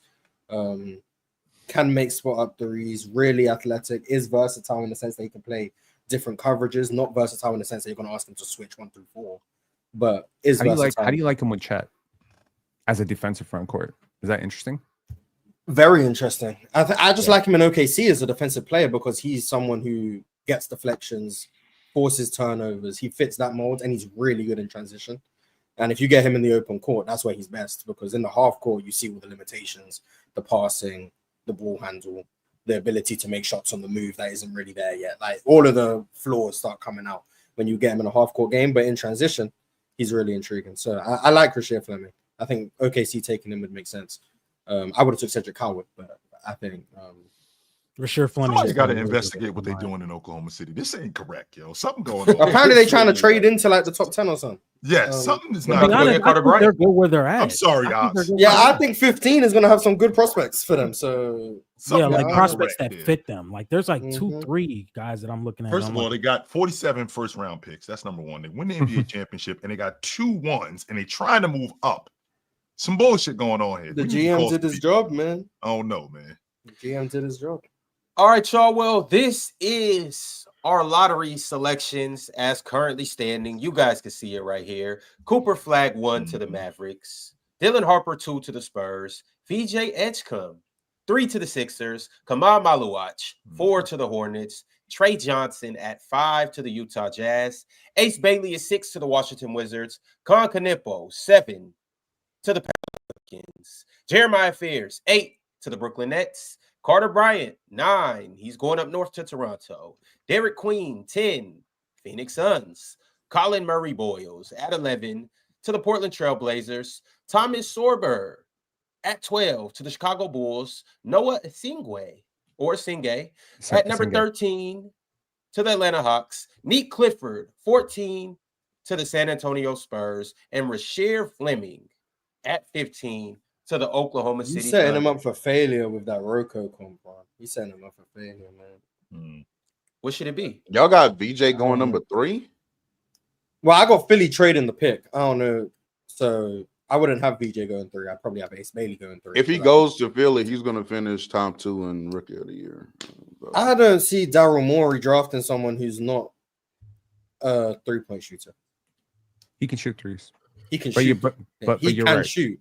He's not a shooter. I don't see Mr. Analytics himself going. So you think Trey Johnson? If Philly keep the pick, I would expect it to be either Ace Bailey, Trey Johnson, or Con Canepo. That's who I would expect. Con Canepo would be a really solid bet there, but I think they trade back for that. Me too. I think they're going to trade the pick, Yeah. but I expect them to draft someone who can shoot, like a legitimate shooter. Let me say that. All right, fellas, there was a lot that happened yesterday, so it's time to dive into everything. Real talk, what's good? How you living? What's up, man? How you doing? You made it out the storm? It's calmed down. I a allowed little him bit. to. Yeah, I allowed. Yeah. Mars. Are you not going to thank Mars? Real talk? No. Hell no, I'll never thank Mars for nothing. All right. Well, y'all, we got a couple super chats, and then we're going to talk about the Porzingis trade. We're going to talk about You mean the George Poole. Niang trade? My bad. The Jordan Niang trade. We're going to talk about Jordan Poole, CJ McCollum. We're going to talk about Kyrie Irving signing an extension. Fred VanVleet just re-signed as well. So we'll get into all of that. Before we do, first off, my man Back in D said, wish my son, I don't want to butcher his name, but he said, Diori. wish my son Diori a happy 4th birthday. PC is greater than the world. That Avatar. I don't know. Happy birthday, man. I don't, Happy birthday, I don't man. know, but Happy birthday. I think that was supposed to be a prank, and I think we kind of fucked it up. Just not reading it the way they thought he was going to read it. Or maybe he has a son named Jordan, and it's their 4th birthday.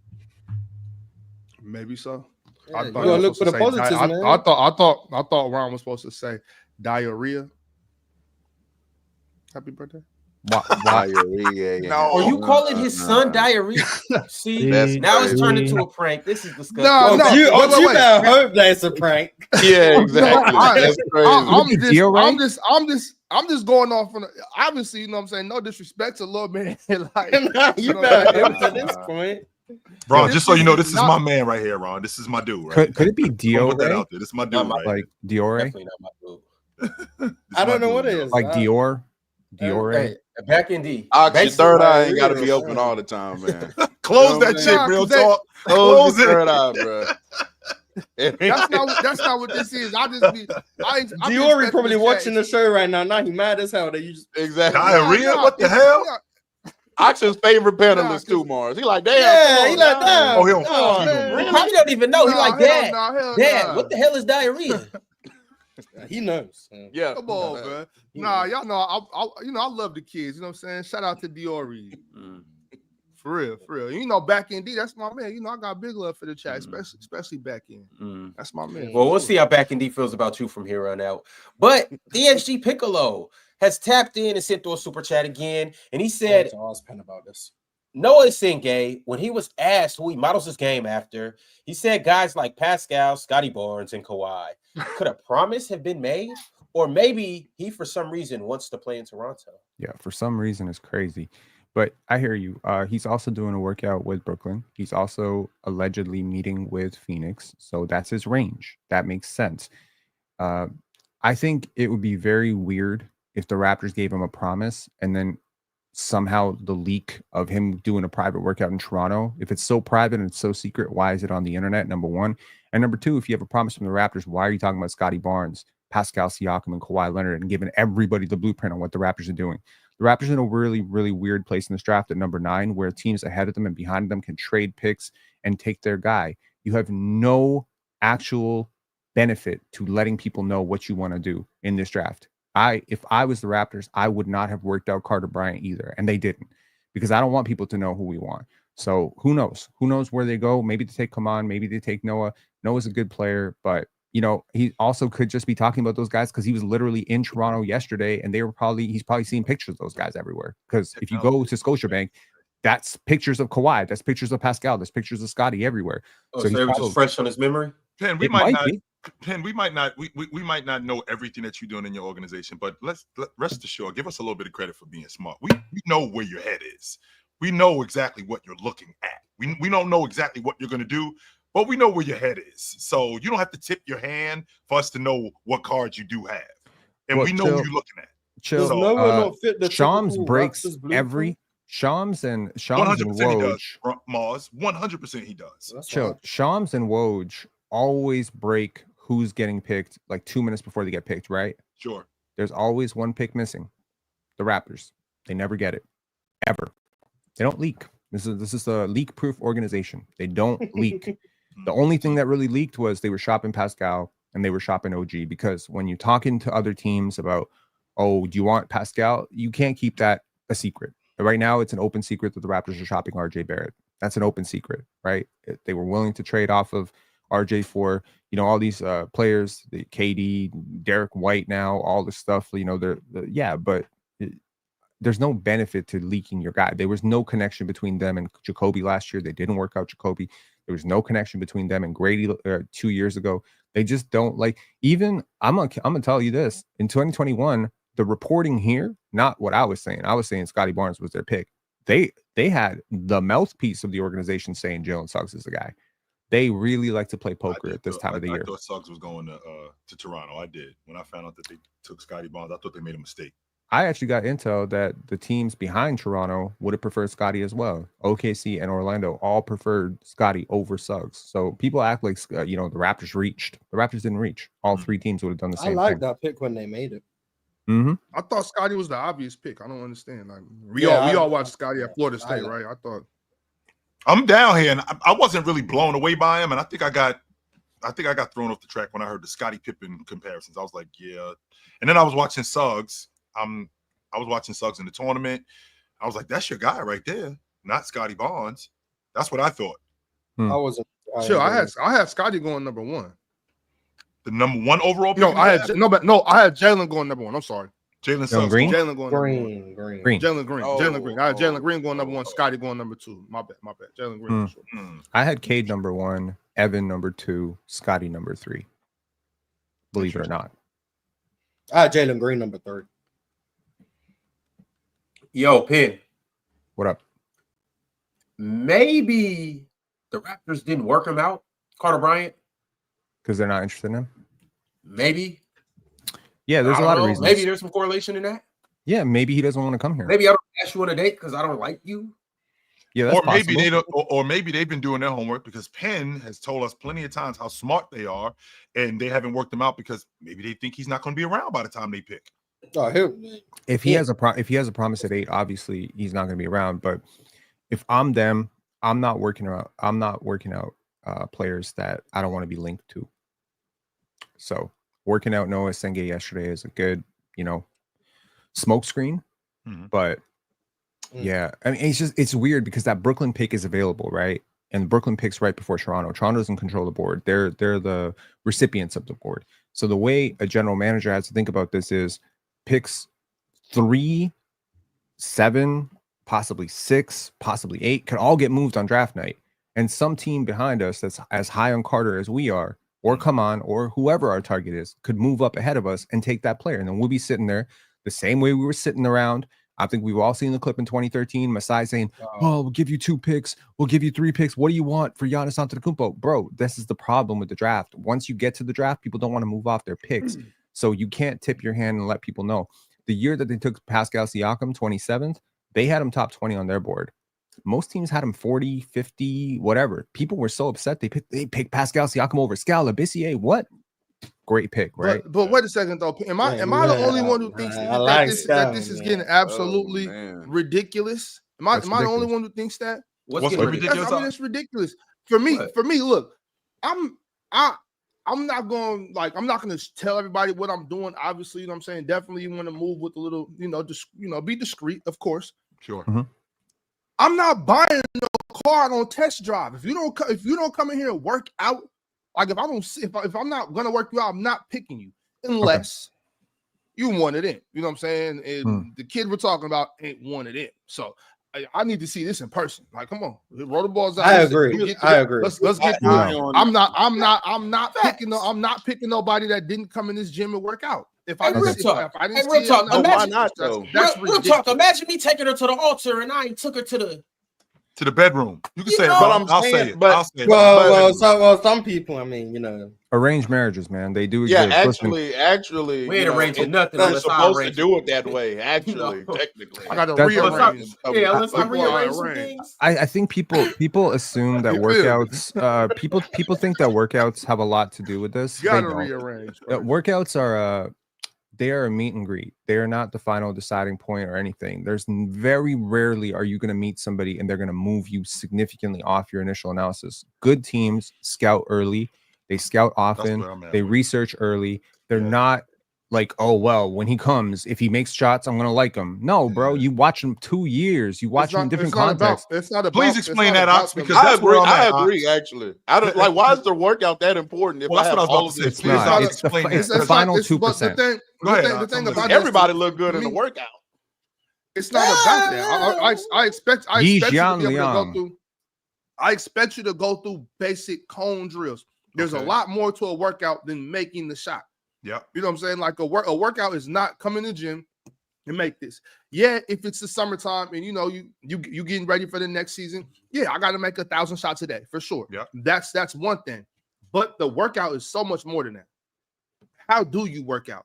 What speed do you work out? What pace do you work out? How is your conditioning during the workout? Can you go for an hour? You know what I'm saying? And not be grabbing your jersey bent over, looking for the Gatorade, you know what I'm saying? Looking at your pops like, God damn, you know what I'm saying? Like, what are you about? I need to see some.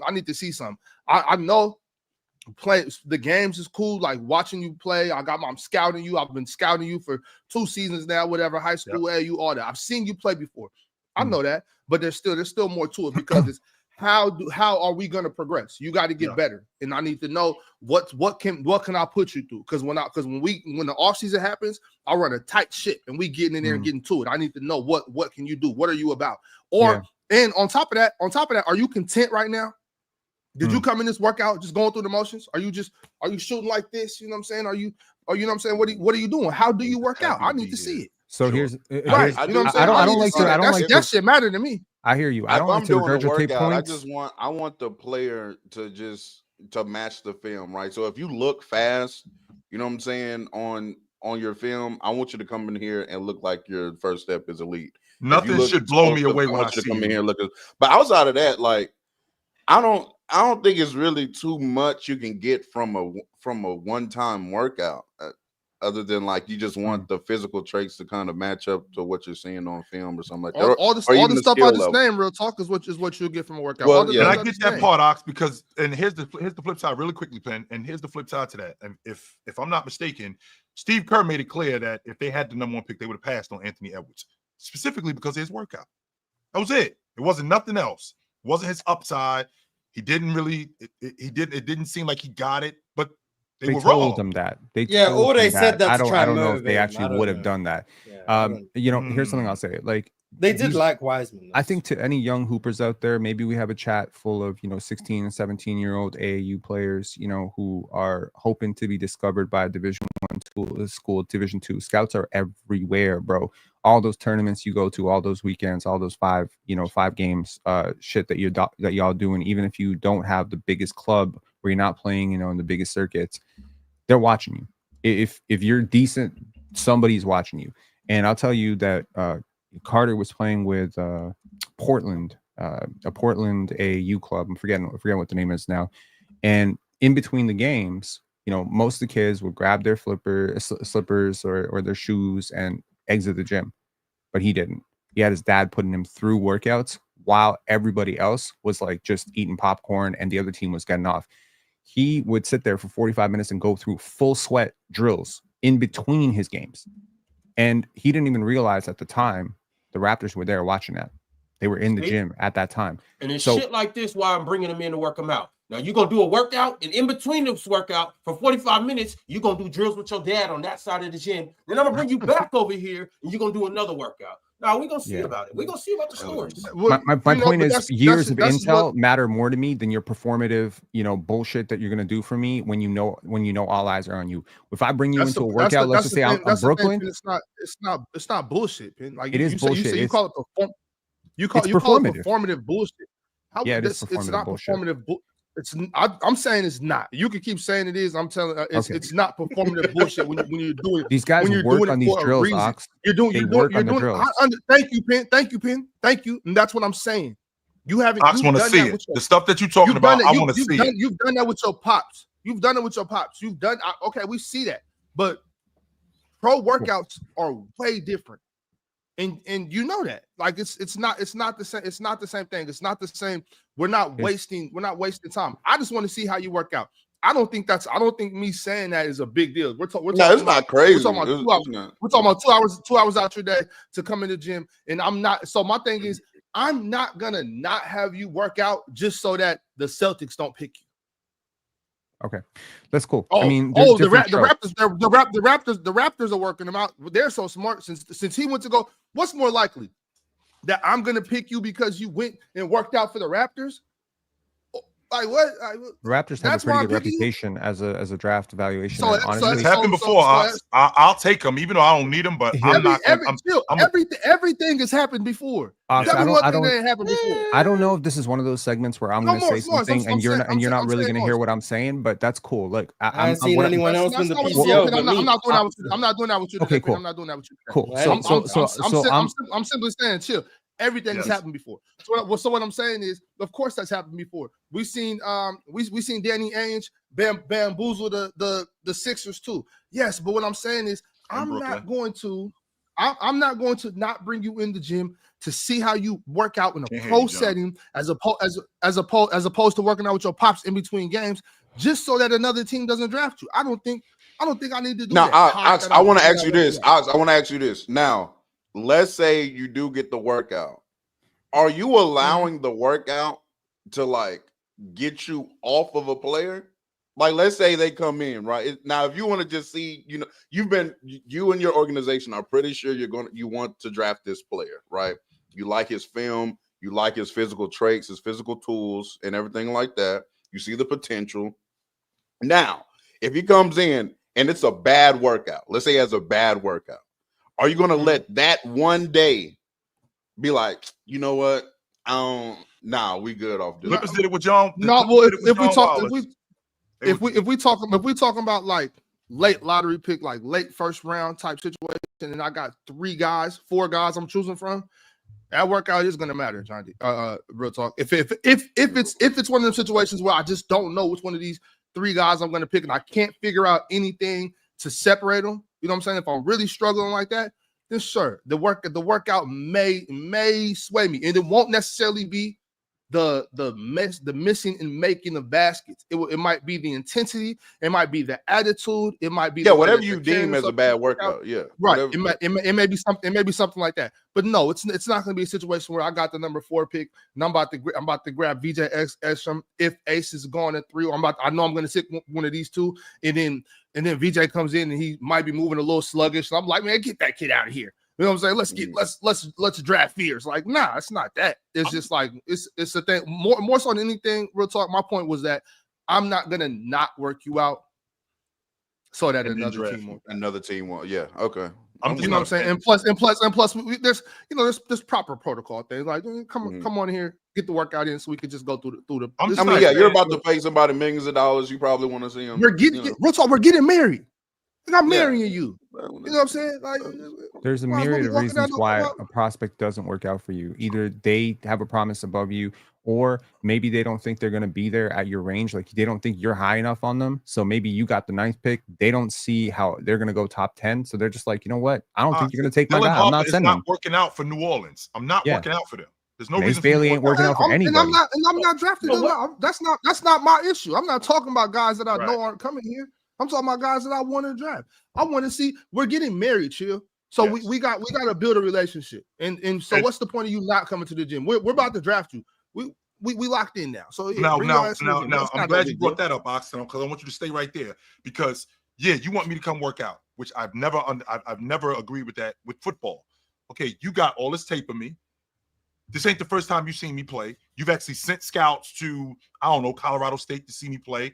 You had scouts at the NCAA tournament that I've played in for the last 2 years. Mm-hmm. You've done your homework. You've done your due diligence on me, right? So now you brought me into your facility to work out. Now you want me to come back. I'm not working out for you no more, Ox. You've seen everything.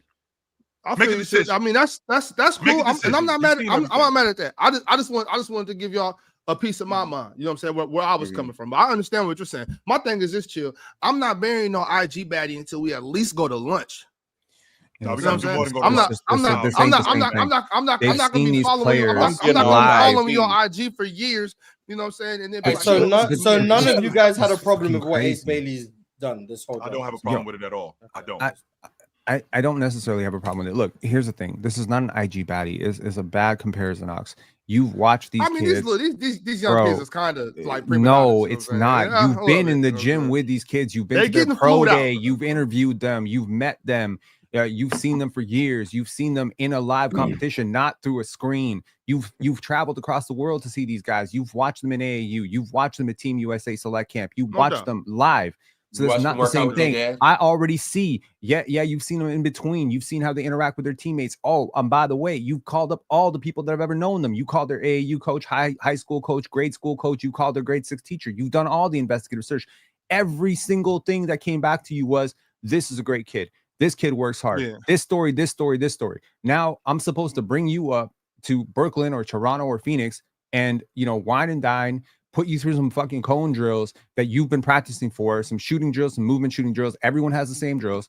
And what's it going to really do for me? I want to know who you are in a game. I'm not trying to win a championship with you in a practice setting. I'm trying to win a championship with you in a game. So that means to me in a I'm gonna tell you this. Any coach, any scout you talk to that's actually worth their weight in salt, they'll tell you they'll put you on some real game about what really matters to them. What really matters is, are you actually paying attention to your coach when they're talking? How engaged are you when you foul out of a game? Are you still rooting for your teammates? If I'm bringing you on a scouting visit or a draft workout, here's one thing that really matters to me. How do you treat the limo driver? How do you treat the guest staff? How do you treat your travel coordinator? How do you treat the training staff? I think we're saying a lot of the same things, man. Just because I disagree with your initial point doesn't mean that I'm trying to go to war with you, dog. What I'm saying is I understand what you're saying. You wouldn't do it. I don't misunderstand. You wouldn't go to war with you? I don't misunderstand the what to pay attention to when you're watching kids develop, as far as how they interact with their teammate. Are they coachable? What's their body language when they get taken out the game pen? I'm up on all that game. I understand that.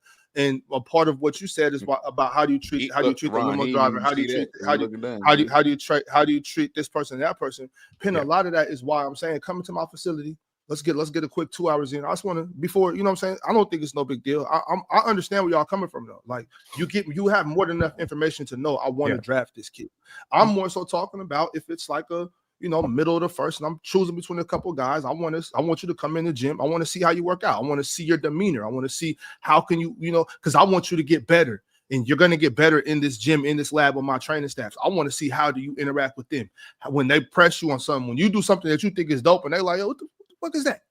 You know what I'm saying? Are you going to pout about it? You're going to be like, man, I've been doing that shit since that's all I'm saying. That's no big deal. I don't think we got to, go at it. I'm not disagreeing. Y'all really saying the same thing. They didn't work out Jacoby. They didn't work out Jacoby. They didn't work out Christian Coloco. Last 3 drafts, they've drafted 2 guys as their top pick that they didn't work out. So I'm just saying, when they want to hide a guy, they do a very good job of it. I'm not going to be surprised by anything tonight. I won't be surprised if they take Danny Wolf tonight. I'll be pissed as hell. Check this out, though. Check this out. So I like this IG baddie. So I'm not gonna follow her because I don't want none of anybody in my circle to know that I'm locked into her. So I don't follow her. I'll just stalk her page. You gotta do that But check this out, research. though. But check this out though, Pen. Check this out. Bro, you got some wine coolers for me to drown this out? I mean, yeah, if you want to. Okay. Later cool. on for the draft, I got you. But Shoot me Pen, some. this is what I'm saying though. You worked out this IG baddie though. You went on a date with her, and you happen to. What's like that her. workout consist of, Ron? She happy. What are you doing in that workout? You doing some dribble drills? You doing a beep test? Hey, look, we You met. taking her temperature? What are you doing? We let it a local. She doing squats and he doing planks. Okay, I got you. Yeah, Chill. You're not gonna tell these niggas to focus. All right, Pen. Chill, ain't You bro. muted, You Chill, muted, you on mute. First of all, Ron, to your story, number one, I know you. Okay, so since we're talking about basketball, right? Since we're talking about basketball, Pen, we've done business in the past, so I know you. So, Ron, you don't think I know about that IG model that you following? You don't think I know about her?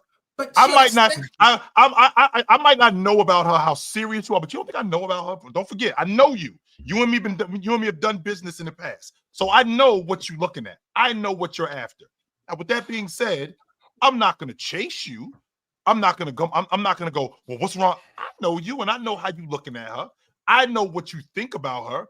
But if she's something that I might be into too, I might go check her temperature. But chill, check this out though.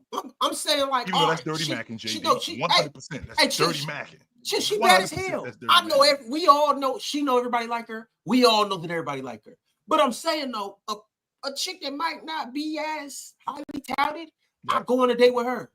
Real talk. We just go and get some coffee. Okay, no workouts, just coffee. I tell her to take the bill. Matter of fact, I don't even get to the point to tell her to take the bill. She pull out her wallet and she take it. She down to earth. She don't give you that whole Instagram persona. Pen, the point I'm trying to make is I'm trying to throw everybody off my tracks by not working this person out, but I work this person out and I actually like this person. But the difference, Ron, is that I know you. You think I don't know you? You think I don't know what you up to? Because I've done business with you in the past. That's not even the point I'm making. It's just a game of poker, man. Let's go all the way back to let's just go to the actual situation. Sure. What Penn is saying that they want Carter Bryant, but they worked out Noah Singh. What if they like Noah so much that they like, yo? Look, I'm fully prepared. I'm fully prepared. Look, I was starting talking about Carter Bryant in April, and I thought this is a Raptors-y pick. And the Raptors at the time had the 6th or 7th odds, and they moved down to 9. And Carter was mocked 25th, 22nd. So I was very early on this. I pushed for it, but over the last week, I'm like, you know what? Maybe they don't want him. Maybe they don't. I'm totally cool with it. I'm not prophet. I'm not saying I talked to Masai Ujiri and he told me he wanted Carter Bryant. I don't know that. I prefer Carter Bryant, and I'm gonna trust the fact that I watched every game this dude has played for 2.5 years, 3 years now, to say I trust myself when I say this kid's gonna be good. Whoever takes him, it's gonna be good. If the Raptors pass on him, it's because they hire on Noah Senge, they're hire on Ace and Newell, whoever the hell they take. That's cool. Raptors make mistakes all the time. What if they did bring him in and his workout was just that extraordinary? That they're we can't pass up on this dude. Well, then it's which I wanted to ask Ox. Sucks that he didn't work out. I wanted to ask Ox that because Ox, I mean, I know how important, because it's essentially it's the interview process. That's why you want these people to come in. That's part of it.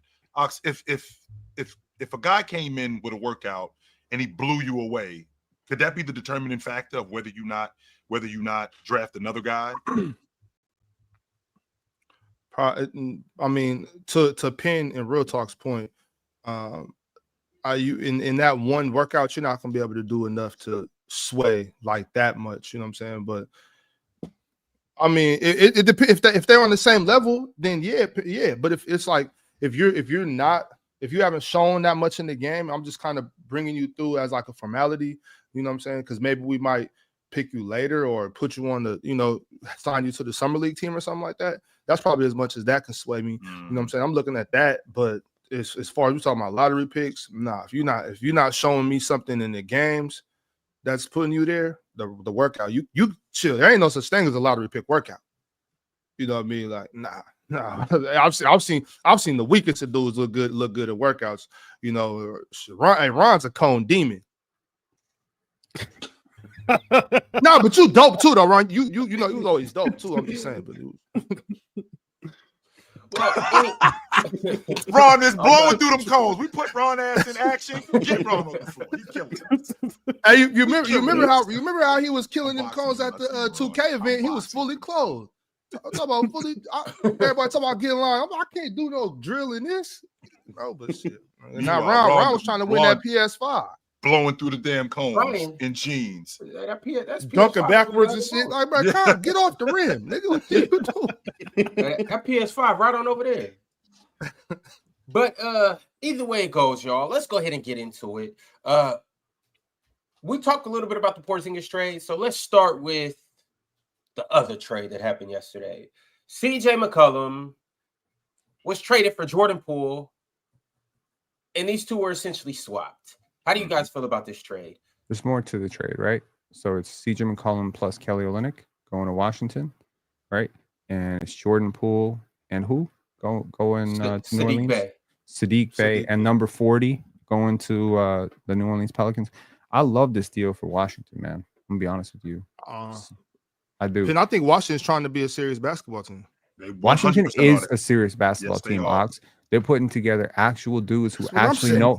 I'm not saying no. You saying they're trying to be a serious basketball. I'm telling you, they are a serious basketball team. They that's what that means. That's what that means. You know? Oh, I got you. No, go ahead, Ben. Go ahead.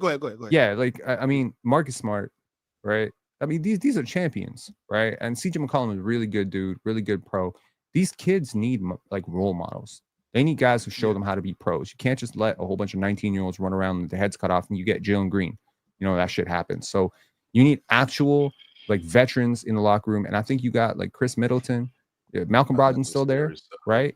So like shit, man, that's some dope dudes. Like that's some dudes I could actually go to for advice on finances and how to manage my off court and how to manage rest days and how to manage game day naps. Like those are dudes who can put me on game. I could watch them and then I'll be like, all right, well, if Malcolm doing it, Marcus Smart doing it, I'm doing it. You know, super underrated, man. Super underrated. Is Mind Goblin not a fan of CJ or Jordan Poole? My goodness, we just started talking. Probably like a minute and a half behind or something. Well, whether he's behind or not, he's gonna have to send through another $50 super chat to get us back on this topic, or you guys can send through a super chat and we'll talk more about this. But Pin, thanks for giving your thoughts on the CJ McCollum Jordan Poole trade. Mind Goblin sent through a super chat and he said, "Change the goddamn subject." Would you already, Ron? So, with that being said, there was another trade that was made yesterday. Change it again. Kristaps Porzingis was traded to the Atlanta Hawks. This one was kind of surprising to me, but it was a 3-team trade between Atlanta, Boston, and Brooklyn. Kristaps Porzingis in a second-round pick to the Atlanta Hawks. Terrence Mann and Atlanta's 22nd pick to the Brooklyn Nets, giving the Nets their 4th first-round pick this year. And Niang. 5th first-round pick. Okay, yeah, fifth first-round pick. And then Niang and a second-rounder to the Celtics. They got Plumpy. Mm-hmm. Nice. This was a money move. The Celtics dumping bread. That's what they're trying to do. They're trying to get out that second apron, and they dumping bread. This is a move that gives them more flexibility come next summer when the draft comes around. Not only when the draft comes around, when free agency comes around, and they can shore up what it is that they need to shore up. I'm on record saying it. As long as Jason Tatum and Jaylen Brown are viable, I'm not breaking them up. I'm not. I have two pieces to build around, and I'm going to hold on to these guys for as long as I can. There's a lot of trade rumors though about Jaylen Brown. It is a lot of Derek White. It is a lot of trade rumors about Derek White, but I just can't see them moving off of Jaylen Brown. I don't, especially considering for the right price.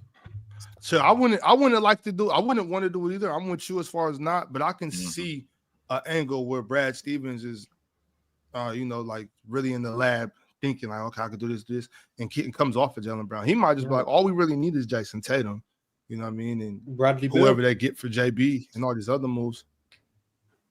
I don't think he's going to take on that money, Mars. Two St. Louis dudes together. Yeah, there's no reason for me to dump all that bread. JT likes Bradley Beal. 100% he does.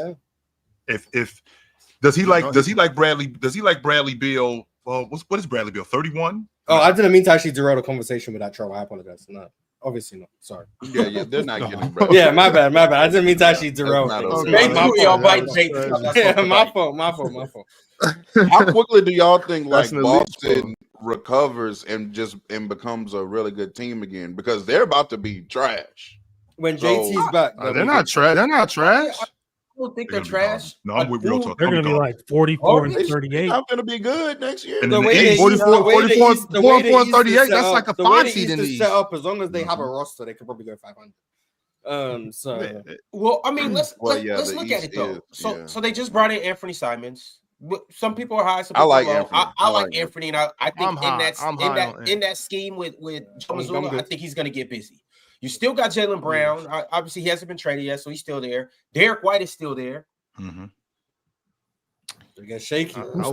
D White is there for You now. still Yeah, got I'm people that were in the assuming rotation. either D White or Jaylen Brown not finna be there. I'm Like, under are that you really assumption. trying to play Al Horford heavy If you- minutes in a season you ain't competing?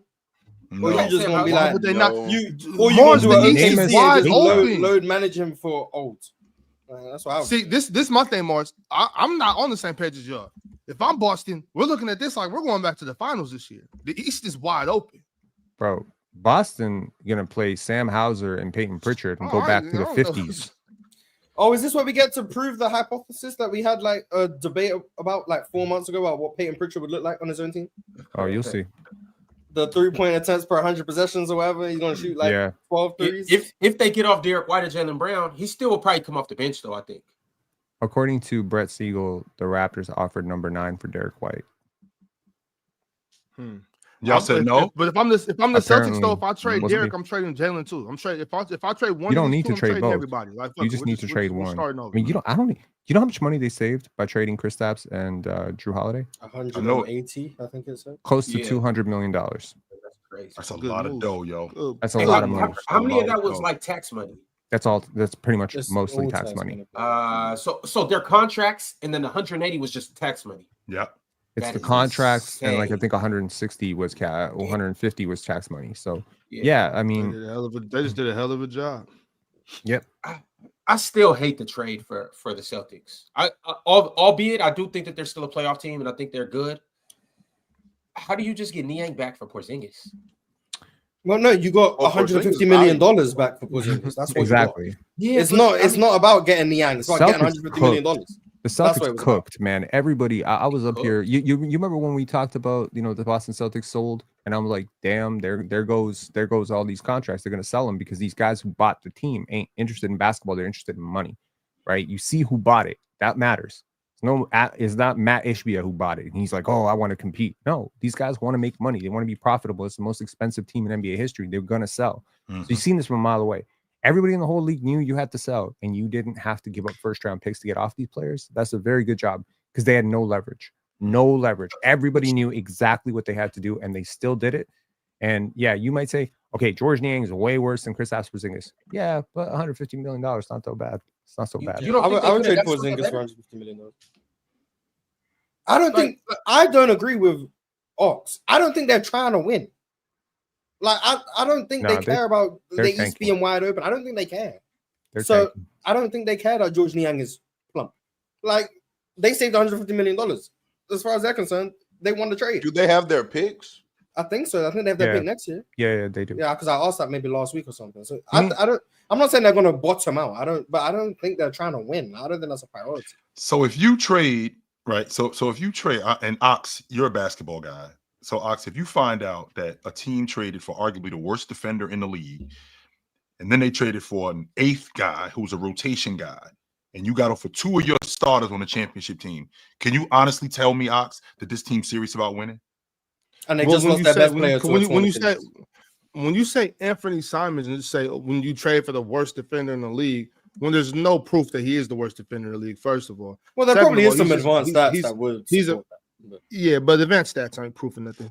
But so Does your eye like test say he's a good defender? Anthony Simons Sure. might not be a good defender, but he's still a good basketball player. There's thousands of those 110 in the he is. NBA. Yes, I sir. agree. He's a There's thousands of those in the NBA. You know, most of them are terrible defenders and really good basketball For players. You know what I'm 400 saying? players, that's thousands of them. Yeah, you know, There's what I'm thousands that have You know come what he through. means. There's thousands that have come through, but keep going, Ox.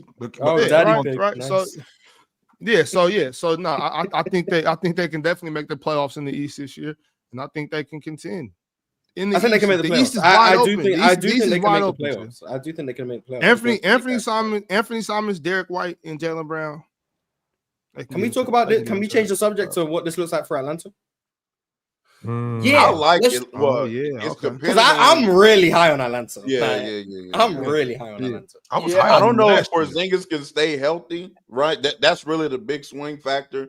If Porzingis can stay healthy, and now you have a pick and roll and pick and pop partner for Trae Young. Well, real talk. When you say stay Oh, healthy, man. what's realistic for Porzingis? Like in terms of games, what's realistic? Can I get 50 games out of him this season? Well, just get the And games that probably are in the not. playoffs. In the 25-26 season, can I get 50 games out of him? And can I get most of the playoffs out of him? I want to know what was See, wrong that's with the him. important part. Yeah, That's where it gets Playoffs tricky. out of him. I don't want. That's to. what. That's Yeah, where it I gets want to tricky. get the play. Hopefully, we can get 50, but really, I'm trying to manage him so he can be available in the playoffs. Because, like everybody knows, like the East is wide open, bro. And that 5, you get Trae, Dyson, Jalen Johnson, KP, and who's the 5th? Zachary. Who's the 5th starter? Zachary.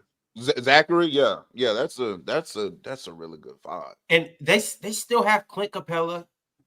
I doubt that they would want to keep him. They still have Clint Capella, and they still have the 13th pick. Once again, they got Clint's one still more a viable. pick I think that Clint Capella is gone. They're not bringing back Clint Capella. They're not. There's no way. Probably. Wow. So. He's also not that good. But I like Big O. I don't like. I'm not even sold that Kristaps Porzingis is going to be Big that O. starting center. Yeah, that's Big O. The real Big O. I'm not even sold that KP is going to be that starter. He might be, but I'm not sold. But I think they have an elite big man rotation with Onyeka and Kristaps Porzingis. I think they have some of the best wings for Trae Young in the NBA in terms of transition guys who can make threes. In theory, with guys like Jalen Johnson, but like guys who can shoot, guys who can make play in transition, elite athletes, really good length around Trae Young. Like if you're gonna incubate who also might be the worst defender in the league, you probably want to put length and athleticism around him, and that's what they're doing. And that's why I know Osenge is actually someone who intrigues me for Atlanta because he's also length and athleticism. I feel like they're doing what you have to do around a guy of Trae Young's caliber. I said incubate, right? Yes. Insulate, yes. Okay. I try to use big words sometimes. No, I was tripping for a second there. Insulate. Thank you. Clip that. Yeah, I think I'm really high on Atlanta. I don't know what the rest of the roster is going to look like in terms of the bench. I don't know who they're going to take with the 13th pick. I don't know if they're going to bring back Karis LeVert.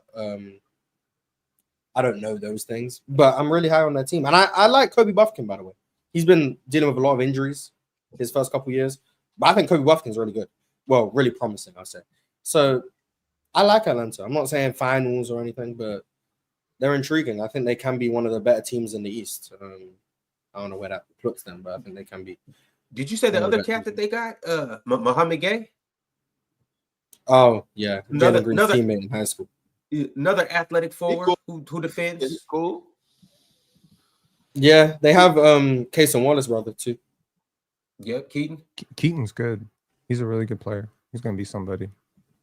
Yeah, so I guess this is the time where I come in and say Trae Young going back to the Eastern Conference Finals. I do think Trae Young's gonna get boosted back into the talks he was in a few years ago because which is Mars.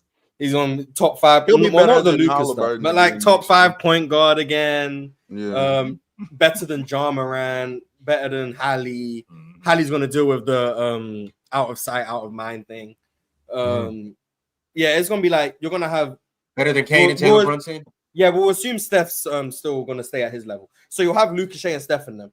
And then Trae will be seen as like the best of the rest, like him. Especially considering his record, especially considering his track record against. That's what I expect to happen. Yeah, that's what I expect to happen. Trae will be thrown right back into those talks. I think the flaws are still obvious with Trae, but the passing stuff is just so elite, and you've got so many play finishers around him, and you put so much defense around him.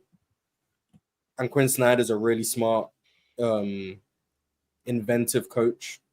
I like Atlanta a lot. I really like Atlanta. I like it too. I wonder if they would trade Kristaps Porzingis at the deadline if they rehab his value a little bit, because they And let's be honest, they'll probably get a lot more for him at the deadline as an expiring contract if he's playing well from a contender. They might be able to flip this dude. I wouldn't be shocked. That's an option. But don't leave out Penn if they rolling at the deadline. I mean, let's say Atlanta is like the 3rd seed in the East and they rolling. Sell high. Sell high. Or you Because- turn into buyers and really make a run. That Well, too. And I mean, they got a lot of flexibility. I didn't love the move, the DeAndre Hunter move that they made. I didn't like that. I thought that was weird, right? And I'm like, why are you helping this other team? And now it all makes sense why they made those moves. Getting off of Bogdanovich, getting off of Hunter, So now it's like, oh, okay, this is what this team was doing. They punted on this past year to compete this year. So everyone says the East is wide open. Last I checked, the Orlando Magic and Cleveland Cavaliers still exist. They're right The there. Hawks are better than the Magic. No, they're not. You are out of your mind. No, they're You not. are out of your mind. Wait, if the- I the- see Better put them Atlanta Milwaukee than Bucks? Orlando. No, the Hawks. The Hawks. Relax, Mark. Oh, you said the Hawks or the Bucks? not, Yeah, not the the Hawks. Bucks. You said the Hawks. I thought you Yeah. said the Bucks. Relax. Okay. I heard Hawks. We ain't Real doing talk, you that. heard me correct, right? Orlando is going to the finals next year. That's my Okay, final. I misheard. That's But my Okay, I, my I got fault. them good headphones. Yeah. Hey, Ron, I have Orlando's these- the I have best these team in cheap the East, headphones. right? Like today, Using today, dollar Orlando's agree. the best team in the East. I The agree. team that's never made it to the second round. I'm a cheap Okay, they fan. What's just that got to do with today? A you talking team. about? Hey, chill. I got Cleveland winning the NBA championship Hey, next year. I ain't listening to nothing that Ox saying. Ox say go in one I'm a- year. I not don't the other. think team that it's ain't won crazy. four I don't first think it's round crazy games to in the say NBA Atlanta's. I don't think it's crazy. What to are say you Atlanta. talking? Well, I'm And saying, I don't, why are you? and I Why are don't you think it's talking nuts, Miles, about to say that what Atlanta should be in the they've East never Finals. been out the second round? Who cares?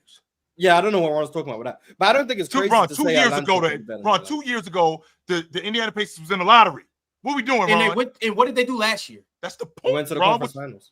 Right, Okay, and- that's the point I'm making. Okay, so a 2 team years- y'all ain't pieced together 4 first-round wins. And I'm supposed to believe that y'all finna just come into the East, into the finals, and just we This just made it whole- happen. They Lost in pushed the fight, Cavaliers to 7 games last year. In a Don't be a dogfight. prisoner of the And moment. you're not about to In a tell me 7-game because the dogfight. Hawks went to the conference finals 4 years ago, and maybe there's one player still on that roster. exactly. Also, That's Jalen it. The That's Suggs, all coach you ain't need. even the same. Jalen So Suggs is one the player truth, from that bro. roster, Clint Capella too. And I'll tell he's you not something. gonna be there. Jalen At least not Suggs. there.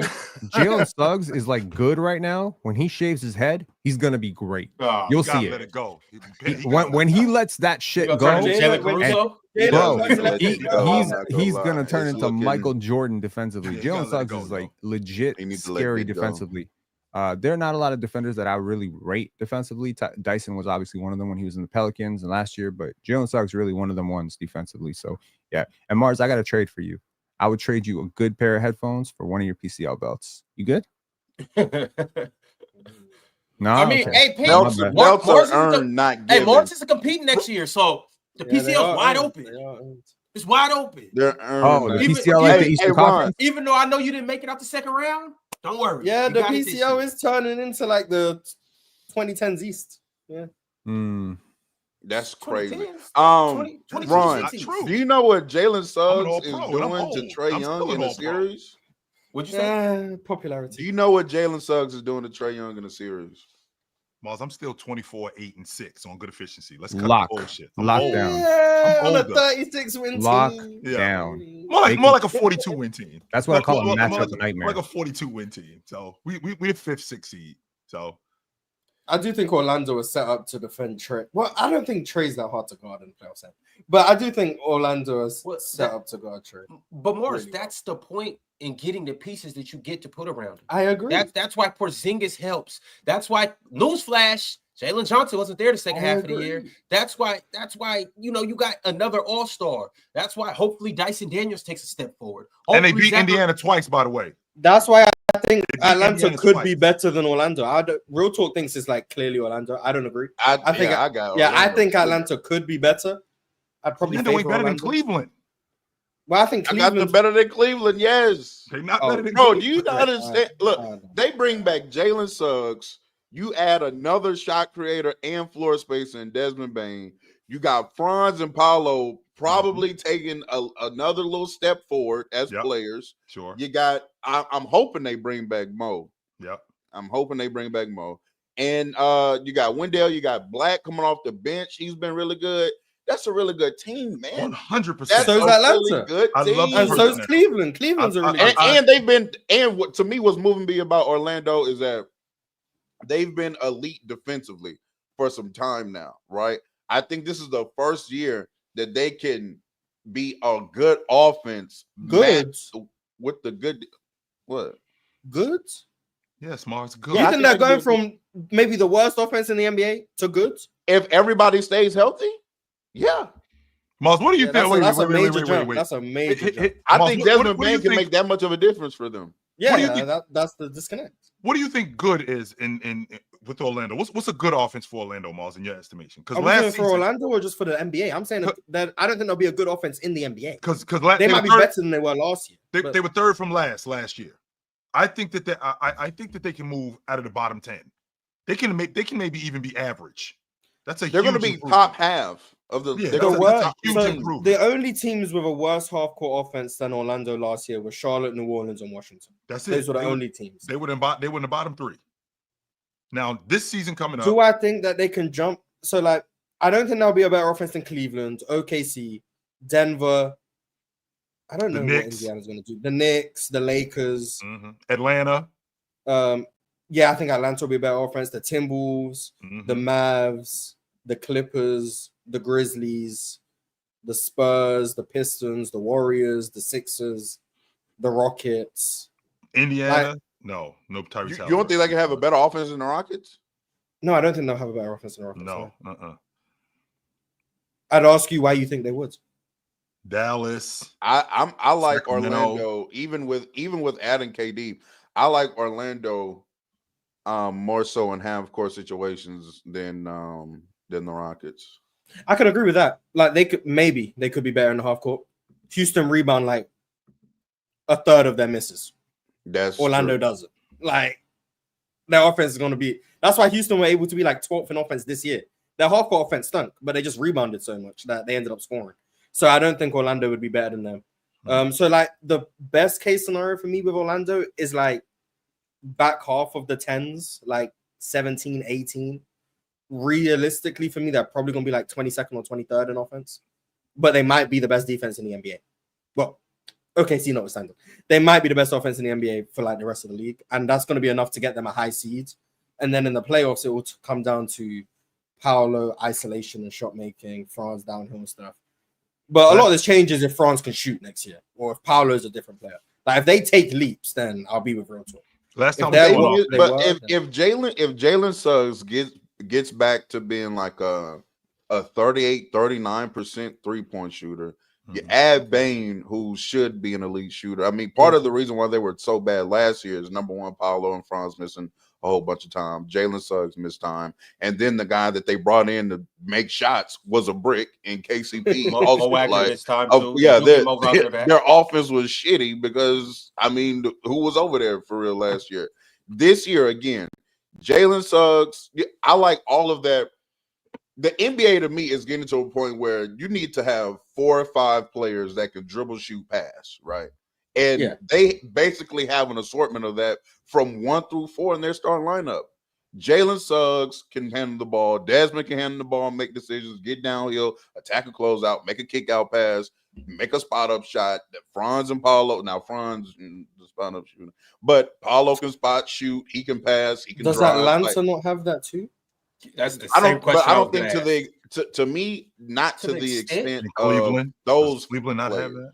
Well, Cleveland has that, right? We're kind of leaving Cleveland out of this conversation. Yeah, I think Cleveland are clearly going to be a better. Bro, I got them winning the NBA championship next year. Chill. Well, that's because you don't think there's going to be a back-to-back champ. So you're. Not only that, I think that it's their turn next year. We've already had this conversation about your time and then their turn. I think Cleveland. I think it's their turn.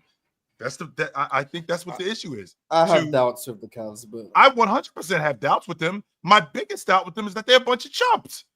We got to get tougher.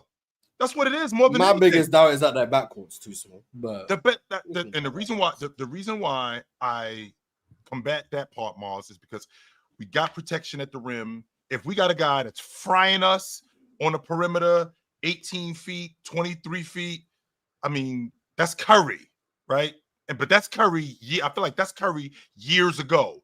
That's Brunson, right? And Brunson still has to get downhill because you can. I feel like Donovan Mitchell is good enough as a defender to force him downhill, and that's where the protection comes in. That's where the help defense comes in. And we have other guys who are viable on the defense who can also help.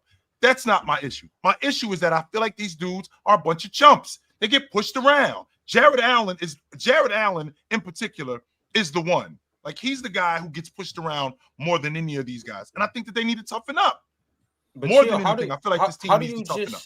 You know, some people you could put them through all the training in the world, they'll still be soft. 100%, no doubt. But with that, that's where your leader comes in. I mean, Scottie Pippen had he had the soft tag, but it was Jay who pushed that toward him. Yo, I'm with you. Fight. I'll fight with you.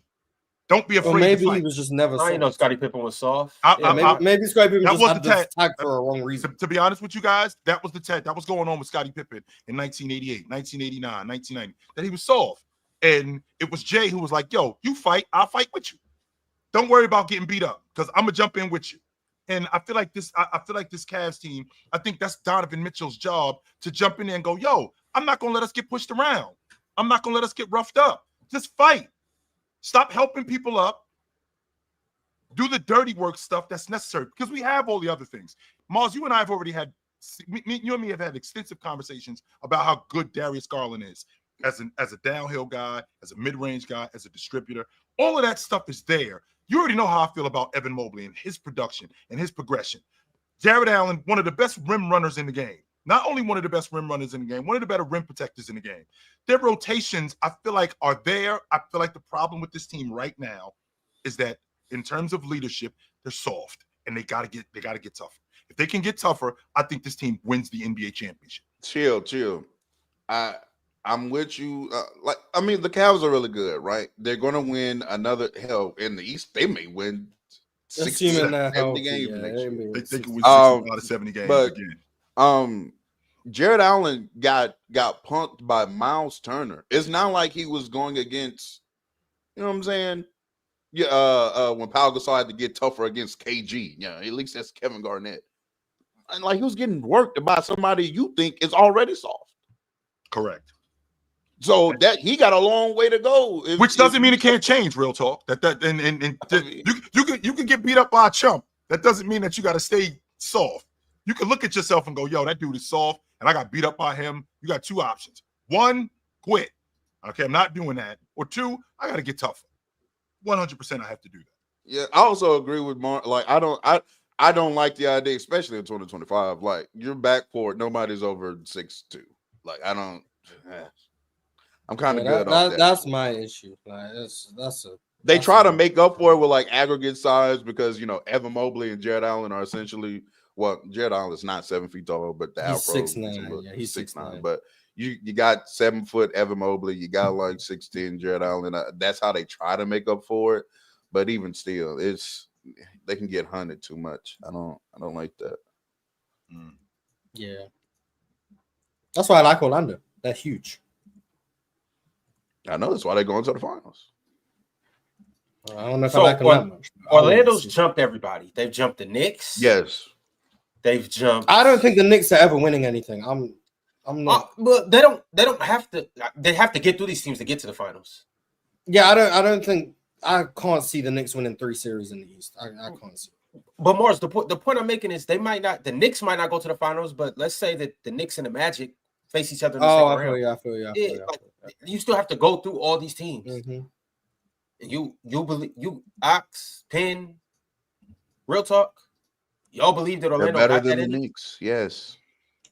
I couldn't tell you who's coming out of the East. Like, I feel like it's way too early to. It is definitely way too early, but albeit if there's major moves made, right? If free agency that we you know what I'm saying, if Giannis gets help over there in Milwaukee or something like that, then with new information, I can change my opinion. But as things stand right now, I got Orlando. And then also too, what you guys are also forgetting, Mars, I know you haven't. The second best player in the East is still in the East. That's my pick. My pick. They're gonna be healthy. Player in the East. Joel Embiid. Yes. Mm-hmm. Oh, bro. Absolutely. Giannis is better. Come on, man. That's why he said second best player in the East. Yeah, that's why he said second. I'm He knew saying what he was doing. like chill. It's the summer. Like we got to start entertaining Joel Embiid. Yeah? First of all, Joel Embiid has been out. What did he go out of the lineup in February? Something like that. He was never really in the lineup. His number 21 was on the Well, court, but he let's just say officially. What's Let's the say best officially ability? he went out of the lineup. Chill. What's the best ability? Your availability. being good. Okay, is the best so I'm miss me with the second best player in the East shit. I'm sorry. Joel Embiid is better than Mikal Bridges. I don't know what to tell you. You're not about to tell me Jalen Green is good. That man hasn't missed a game in 2 seasons, and you think he sucks. So miss me with the best ability is the availability, because you don't subscribe to that when it's Jalen Green. So no, it's not. The best ability is being good. Joel Embiid is good. If he's healthy, it took Joel, that's not fair, Mars. And the reason why that's not fair is because as good as Joel Embiid is, Joel Embiid got good over time. Joel Embiid just didn't become good yesterday. I was just speaking Jalen to Green. Penn. I wasn't saying Jalen Green will never be good. I was just speaking to Penn Star basketball. Or I'm mispronounced that. I apologize. I was just speaking to him. He thinks Jalen Green sucks, and Jalen Green hasn't missed a game in 2 years, and he thinks he sucks. So he can't tell me about best ability is availability when he told me Jalen Green sucks. He can't tell me that. Did you tell him that, Penn? Did you tell him that Jalen Green was whack? Yep. So I'm not listening to that. But that's a misunderstanding of the point. We're not saying Mikal Bridges is better than Joel Embiid. I'm saying when you're talking about the best player in the East and you're comparing him to second best player in the East, you're comparing him to other star players. So who is the second best player in the East? Okay, so here's my question. Who's going to provide you more value next year, Jalen Brunson or Joel Embiid? Value, Mars, value, leadership, intangibles, you want me to check their VORPs? Is that what you want? Value? Shit, go ahead. I don't really care how you calculate value. I'm talking about everything. I'm saying, like, what's your impact on your locker room? What's your impact on leadership? Are you there when I need you? Are you going to be missing games in the playoffs? I care about that stuff, man. I care about who's a better basketball player. Of course, Joel Embiid. We're not talking about talent. We're talking about best. I'm letting you know what I'm talking about. Joel Embiid is the second best player in the East. Okay, if we're just talking talent, then Jalen Green is not whack at all. He's amazing. If we're just talking talent. When Joel Embiid is on the basketball court, he is at worst the second best player in the East. That's what I'm saying. He might be the best player in the East when he's on the court. At worst, per minute. Okay. At worst, he's second. At best, he might actually be first. When Joel Embiid, have we heard any update on Joel Embiid's health? We don't need to hear an update. We don't need to hear an update. So he got the microscopic knee surgery on looks like April 11th. They said in 6 weeks he'll be reevaluated. So basically, he should be good now. Well, he should be reevaluated. Did they break his hip? No. Oh, I'm so glad they didn't do that. They didn't do that surgery. There was something. I'll do some Googling. Point is, when Joel Embiid, like, Philly's chances rest on Joel Embiid being healthy. We all know. So, like, when we say Joel Embiid is the second best player in the East, it's obviously with the presumption of when Joel Embiid is available. It's like when someone says Zion is one of the 20 best players in the league, it's obviously with the presumption that Zion Williamson is available. Now, we understand there's the low-hanging fruit that these guys are unavailable a lot of the time, and that can lead to hesitance on the team. We agree. But when we say Philly have a chance next year, it's obviously with the presumption that if Joel Embiid is there, they have a chance. So saying, oh, well, he's never available. Yeah, okay. But, like, obviously when the person said Philly have a chance next year, they were saying if Joel Embiid's healthy. Like, it's just like, now a person can't believe that that presumption is just like it's just so far-fetched now. Like, yeah, and I'm fine with that. I'm fine with someone saying I don't think Philly have a chance because I don't believe in Joel Embiid's health. But if someone else says I think Philly have a chance next year, and then your response is, well, Joel Embiid's never available. Well, obviously, I was saying if Joel Embiid's there, like, it's like, okay, read between the lines. I mean, like, I understand you're trying to cook up. So let me try to offer. I'm trying to let me offer a reverse to this. Okay. With the number of injuries that Joel Embiid has had, at what point is the cliff really close to coming? At which point he gets on the court and he's not the same player anymore. He's just when I way see a healthy worse. Joel Embiid on the court not look like one of the 5 best players in the sport, then you'll change your mind. Then the new information will be like, okay, well, the cliff has arrived. He's getting to 30. He's 31. I know how old Joel Embiid is. Okay, he's 31. So now, it's very possible that Joel Embiid comes back next year, is healthy, but just doesn't look like the same Joel. And if that happens, I will be here saying, I'm not high. I mean, didn't I will say that. low-key happen a little bit last year? It did. That Joel Embiid yeah, should like not have been on the court. should He not was have there, been. like I was saying it when he was out there. Joel Embiid should not have been on the court. The No. first He thing was that's not healthy. look, man, Mars, you can agree that that Giannis is the best player in the East, but there is a regression in his defensive impact from when he was 26, 27 to today. But it's Giannis- also a progression in his offensive impact. as well. Yes.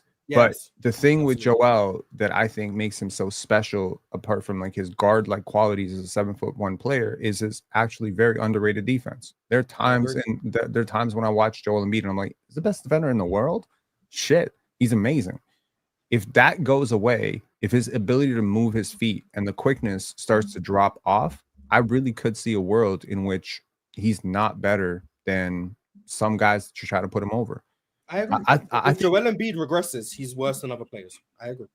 no, I hear Mars. you, man. But I'm just saying you Mars, got of a course lot he- of of young course he players coming up regressed. behind him, man. You got Paolo, you got Cade, you got. I'm gonna say Scotty, but y'all not gonna say Scotty. But you got a lot of players that are coming up behind him that are 22, 23 years old, and you don't know when that jump is gonna come, Mars. And I'm telling you, when you factor in the availability factor here, and you factor in projectable regression, the injuries at 31 for a big man, bro. Come on, man. Could you please stop saying 31, Pin? We know he's 40. Okay, let me make the statement. let me make what I'm saying as abundantly bad. clear as it can be. If Joel Embiid is healthy next year and looks like the Joel Embiid we saw in the 2024 season, Philly have a chance to win a championship next year. That's my statement. That is it. That's all I'm saying. If you think Joel Embiid has projectable regression, sure. I don't think they're contenders. If you think Joel Embiid is worse than Jalen Brunson, sure. I don't think they're contenders. If you think Joel Embiid is going to be worse than Scotty Barnes, sure. I don't think they're contenders. My statement is, if Joel Embiid looks like 2024 Joel Embiid and he's healthy throughout the season, Philly, in my opinion, are not only the favorites out east, but have a legitimate shot of winning a championship. That's my statement. No team with Joel Embiid as their best player is ever going to win a championship. Let me put that straight. I don't buy that. I don't. I think he's capable. At this point, Cook me when I'm wrong. I think he's capable. It's just about the health. Cook me when I'm wrong. There's a lot that goes into championships: resilience, health, durability, a lot of stuff, intangibles, leadership. You don't have health is the reason why He's I think talented. you could be right. He's Health really is the reason talented. Yeah, health is the reason I think you could It's be right. not just the health, man. It's all that other stuff. It's setting. Oh no, like but I'm letting you know, health is the reason I'm inclined to agree. Everything else, I'm not listening. So I'm just letting you know, like health is the reason I'm inclined to agree because that's a major red flag. Cool. Y'all don't. If you're the Sixers, you don't consider coming off the number 3 pick. I know they only have a couple. Why do you hours. think I'm trying to get off the number 3 pick, Ron? You got to maximize the window that you think you have with Joel. You trade Joel. What is that window with Joel? No one's taking Thank you. Joel for the Thank same reasons you've been laying out for the last 15 minutes. Penn, do No you one's understand? taking Joel. So we clear, Penn. Joel Embiid next season, 55 million. Season after that, 57 million. No one's Season after trading that, him for the reasons 62 you already million. said. Season after that, 67 million on a player. He option. signed for 4 more years. Yes. 4 more years. This he's is on why the I'm. books. This is why I'm so hell bent hell on no. 4 Philly more years trying he's to on the win. books. Like I And don't. the money I go don't up think every people year? are- Yeah. 55. I don't think no. people 55 listen. real talk next Philly season. have no 57. Mars, choice but to your try and house is win. on fire. Lighting candles is not the solution. They have no choice. Bro. You can light a cigarette. Philly cannot trade Joel even if they Hell wanted smoking. to. So they have no. They have 2 options: What? trade Joel, and that option is impossible, or have Joel here and try and win. Those are the only options. Might as well get lit. So if you have Joel and you can't move him, because for every reason that Penn's been laying out for the last 15 minutes, the other 29 franchises in the NBA are aware of those things. They're aware this man hasn't been And healthy we're not helping in you. his We're not. life. And They're we're not. aware he has a terrible contract, assuming he stays hurt. So they won't trade for him, which means if you're Philly, we have Paul George, we have Joel, we have Tyrese Maxey, we have Jared McCain. We're probably going to bring back Quentin Grimes. We have Nick Nurse, who's a championship head coach, whether you like him or not. He has won a championship as a head coach. Mhm. You have to try and win. You don't Philly have a got choice. Squad too, y'all. You have to try and win. Around healthy Joel, Philly If really got a Boston squad. called you right now and offered you Jaylen Brown for Joel Embiid, would you do it? If I'm Philly, Mhm. I'd rip your hand off. Okay. Hell yes, I'm doing that. To get off that Joel Morris, Embiid you're not doing contract. if they ask, No, I would. If they ask Best for player what? in the East, shaking- ladies what- and gentlemen. Yeah, I'm Say you shaking would your do it hand quick. so far. Yes. Yes. If I'm Philly, I would trade Joel instantaneous. What's Deal. the Hold it move? for What all he the- say? Jalen Jalen Brown Brown for for Joel Embiid. It's not even about Jalen Brown. Why It's would about the not having Celtics Joel wouldn't do Embiid. that? Yeah, but we Celtics- gave the Why hypothetical. Why not? But like, yes, if I'm Philly, I would trade Joel because Celtics took a the gamble. injuries are too detrimental at this point. But no Celtics- one's going to trade for Joel. No one's going to do it. So build around him. Do we got? Try. Do we got? We don't. Do we have to entertain that, Pin? Can we please move past that? Yeah, we can move past Please. it. Man, Phoenix I offer see Bradley you ready, Beal I for see you ready Joel. to go deeper into that. Like, please don't. No, I'm good. I'm low key, Okay. but Ron, you want to That's trade the crazy. number 3 pick? I asked you for who and for what because to me, I like VJ on Philly, bro. He's I just feel too like they young. need a I don't. 2. No, they do, but no. This is why I say They no. need a Trey Murphy.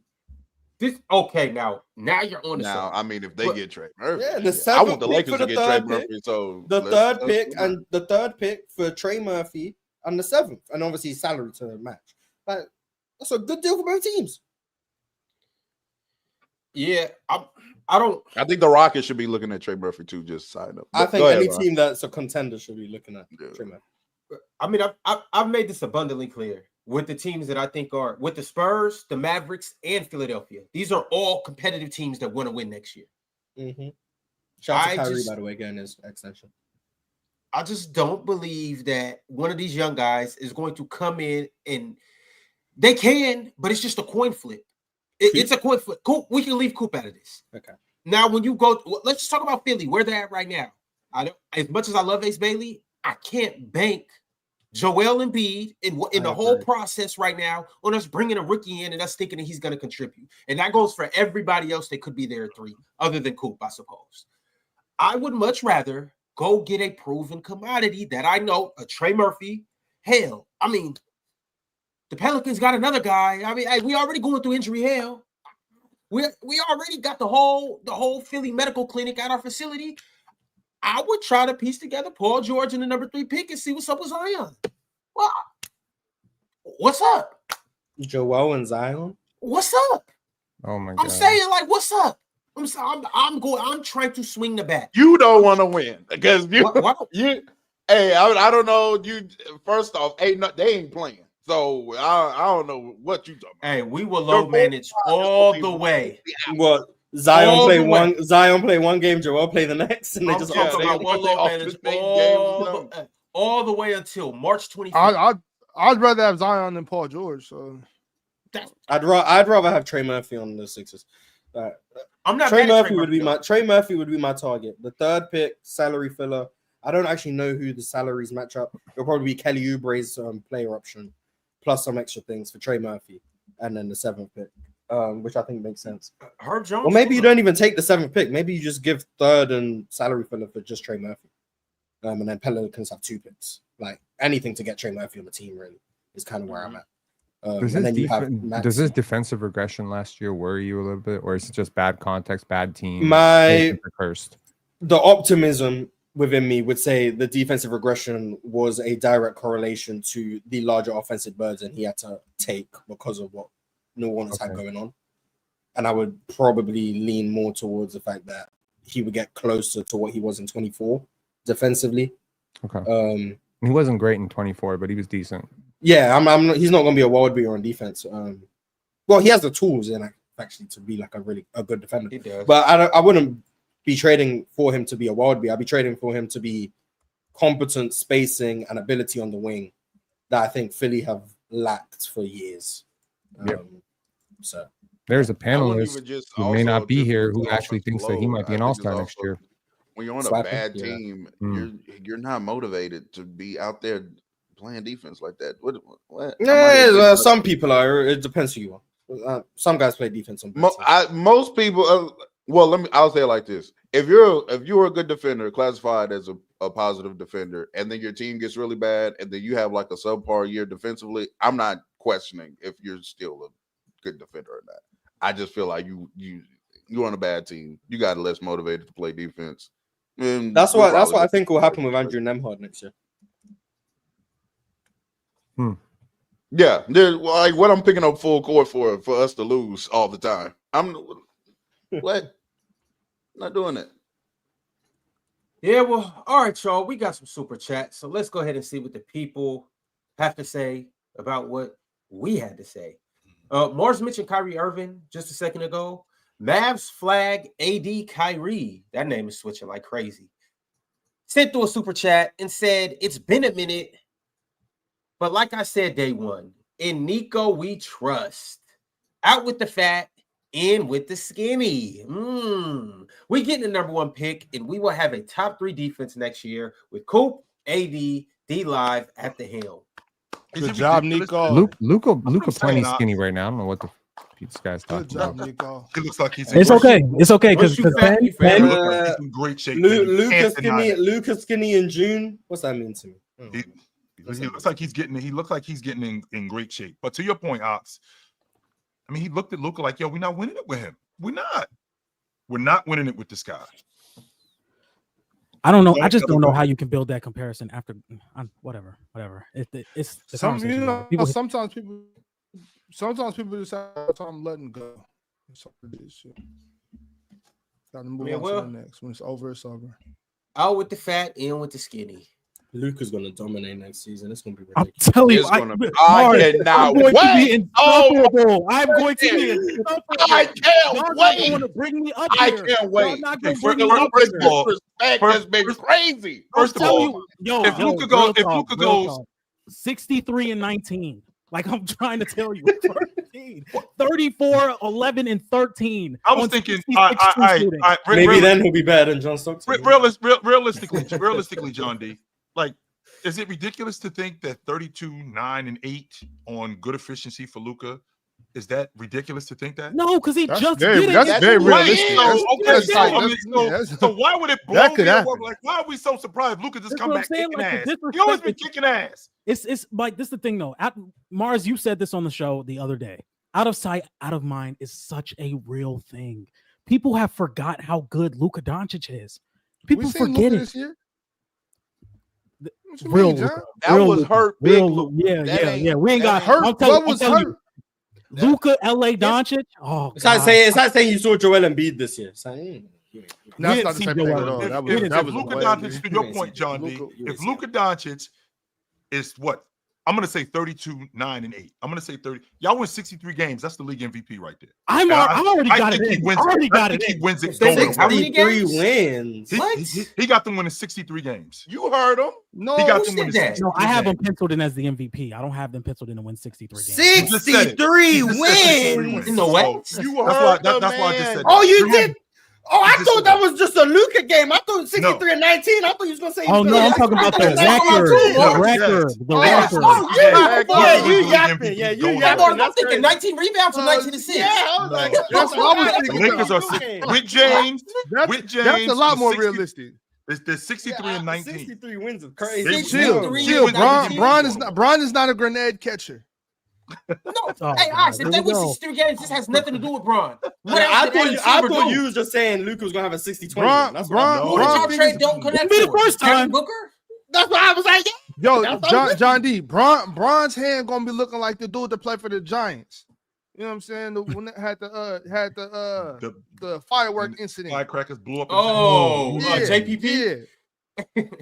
Oh my man. It's JPP. okay though. Yeah, It's okay. Supply Jet blew I'm up the telling time, you, I know. this is, and once again, I've never switched on a player so fast.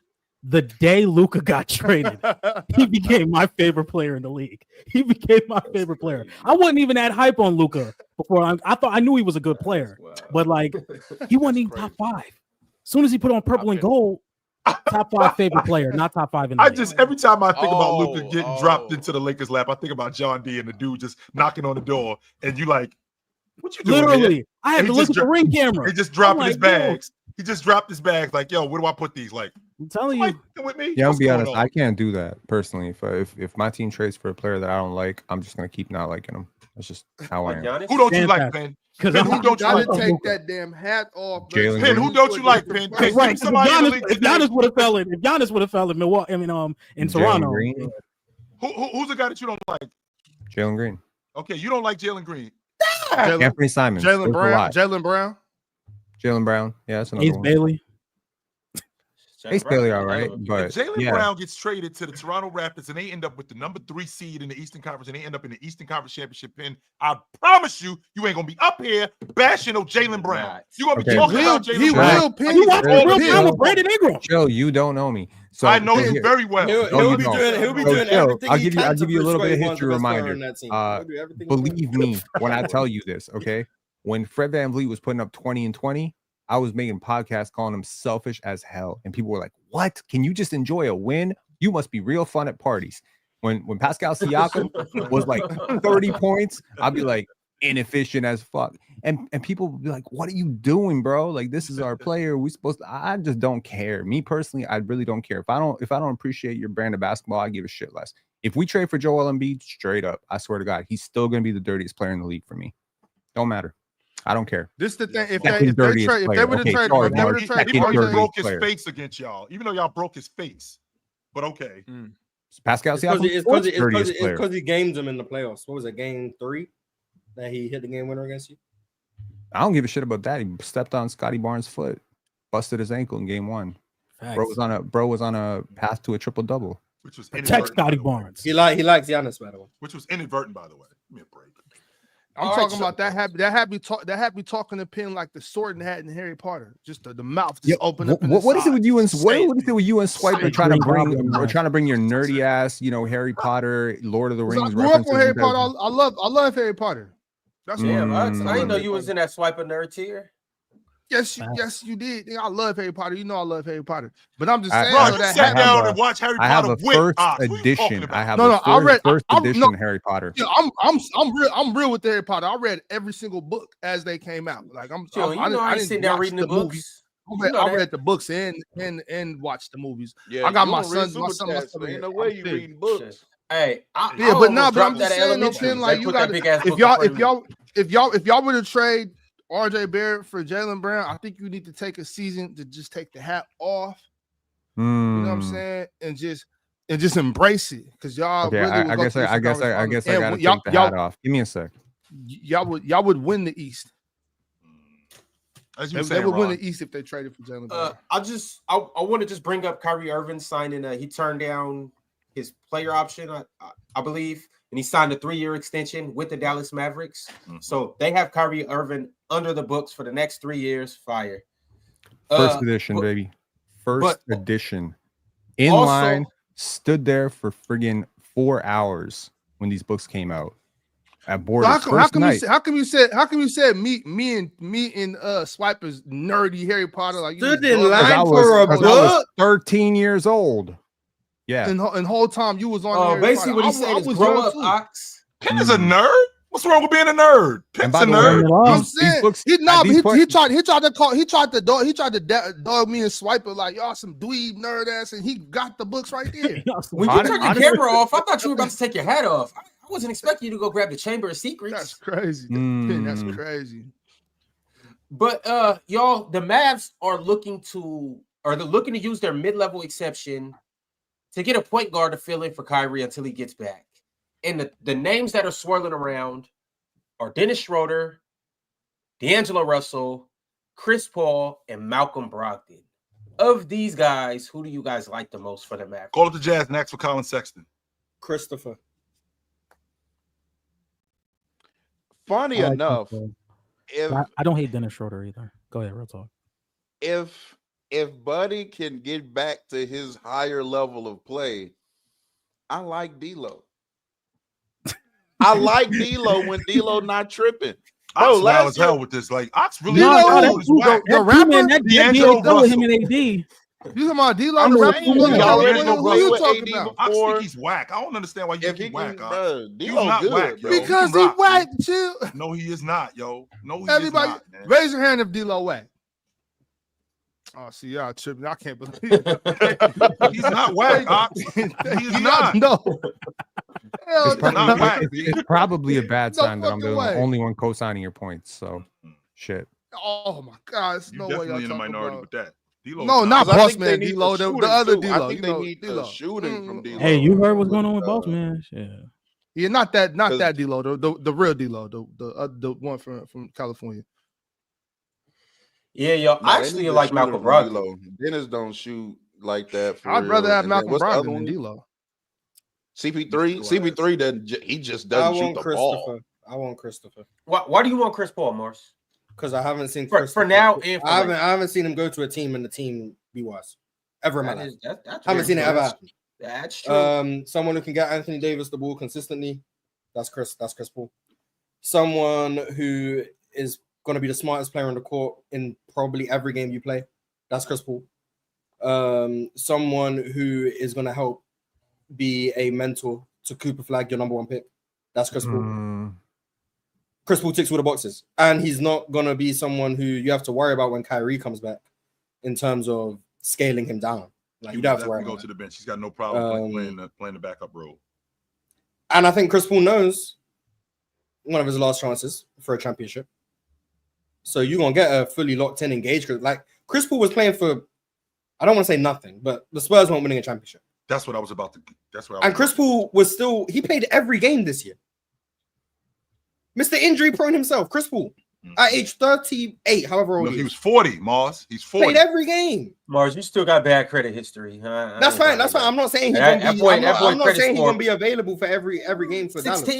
But what I am saying is, there's never been. I ain't gonna lie. Now I'm a little bit more nervous. He played 82 last year. Yeah, law of averages say he's gonna play what? Exactly. First time in his career, by the way. First time in his career. He never played 82 before last season. But point being, there's never been a team that Chris Paul's gone to and they've been worse with his presence. There's never been a team that's happened. And Chris Paul's skill set is going to be extremely valued in Dallas. And then everything he does off the court is going to be extremely valued in Dallas. Like, it just makes sense. Like, in my opinion, anyway. Like, that's why I would take him over a D'Lo or Dennis Schroeder or whoever else were the options that you said.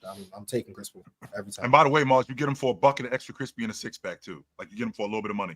Yeah, 5.7, I believe. Yeah, you get him for a little bit of money. Exception. Chris Paul, like the Spurs was 7 points better per 100 with Chris Paul on the court this year. Like, shout out Chris, man. So he's mentored Shai Gilgeous-Alexander. That worked out pretty well. He's mentored Devin Booker. That worked out pretty well. And now he's mentored Steph Castle. And that's worked out pretty well. I think this guy just makes people better. My problem, Penn, is that he's going to be 41. All you need is for him to steady the ship until Kyrie's back.